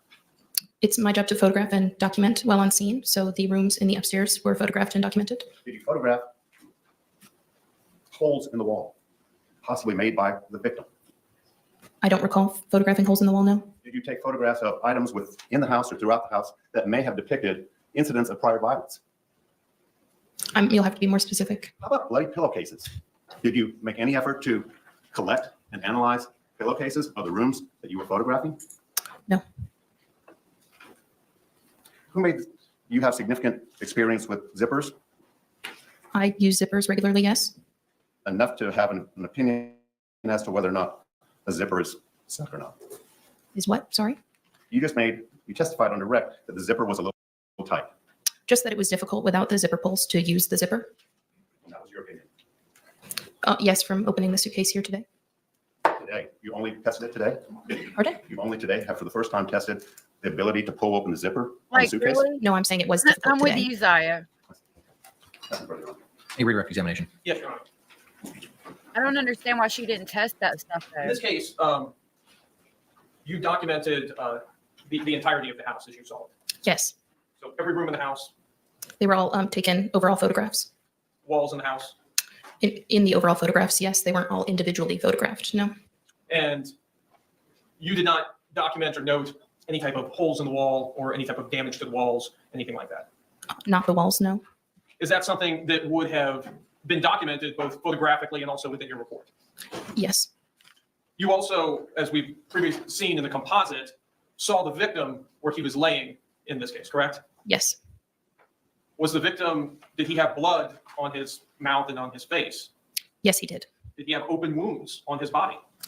There was blood coming from his nose and his mouth. There was also some other areas like defects noted on his body. You also made contact with the defendant too, as well. Yes, Did you note any other wounds or cuts or anything else that was not documented that you haven't testified to? No. So no wounds, nothing on her? Not that I recall, no. No further questions? Thank you. Can this witness be released? Yes, Your Honor. Mr. Owens, can this witness be released? Judge, we'd like her to be on call. Subject to recall, ma'am. Thank you. I think that's going to be it. Can the parties approach? All right, that's it for today. Look at her. Her nose is red as crap. Look how red her nose is. Almost red as that paper over there. Miss Boone, stop it. Okay. I'm going to have to go. I have to help the childrens with their schoolwork, and I've got to get lunch going. We're probably just going to have some sandwiches because it's already late. I wanted to thank you all for being here. Thank you for spending your Monday with me, and we will be back in the morning. I'm going to work on trying to get some more stuff put out. I've got to do a photo video, and I'm still waiting on evidence to come from FOIA requests that I've made. So the Sarah Boone trial is going on today, and the Leilani Simon trial is going on today. We will go through tomorrow and, kind of pick through what we feel is important and what might not be. And we will talk about those tomorrow when I come live again at 9:30 in the morning. Thank you, everybody, again, for being here and spending your time here with the Speculating family. And I will see y'all tomorrow. Thank you so much and have the best day ever. Bye. You should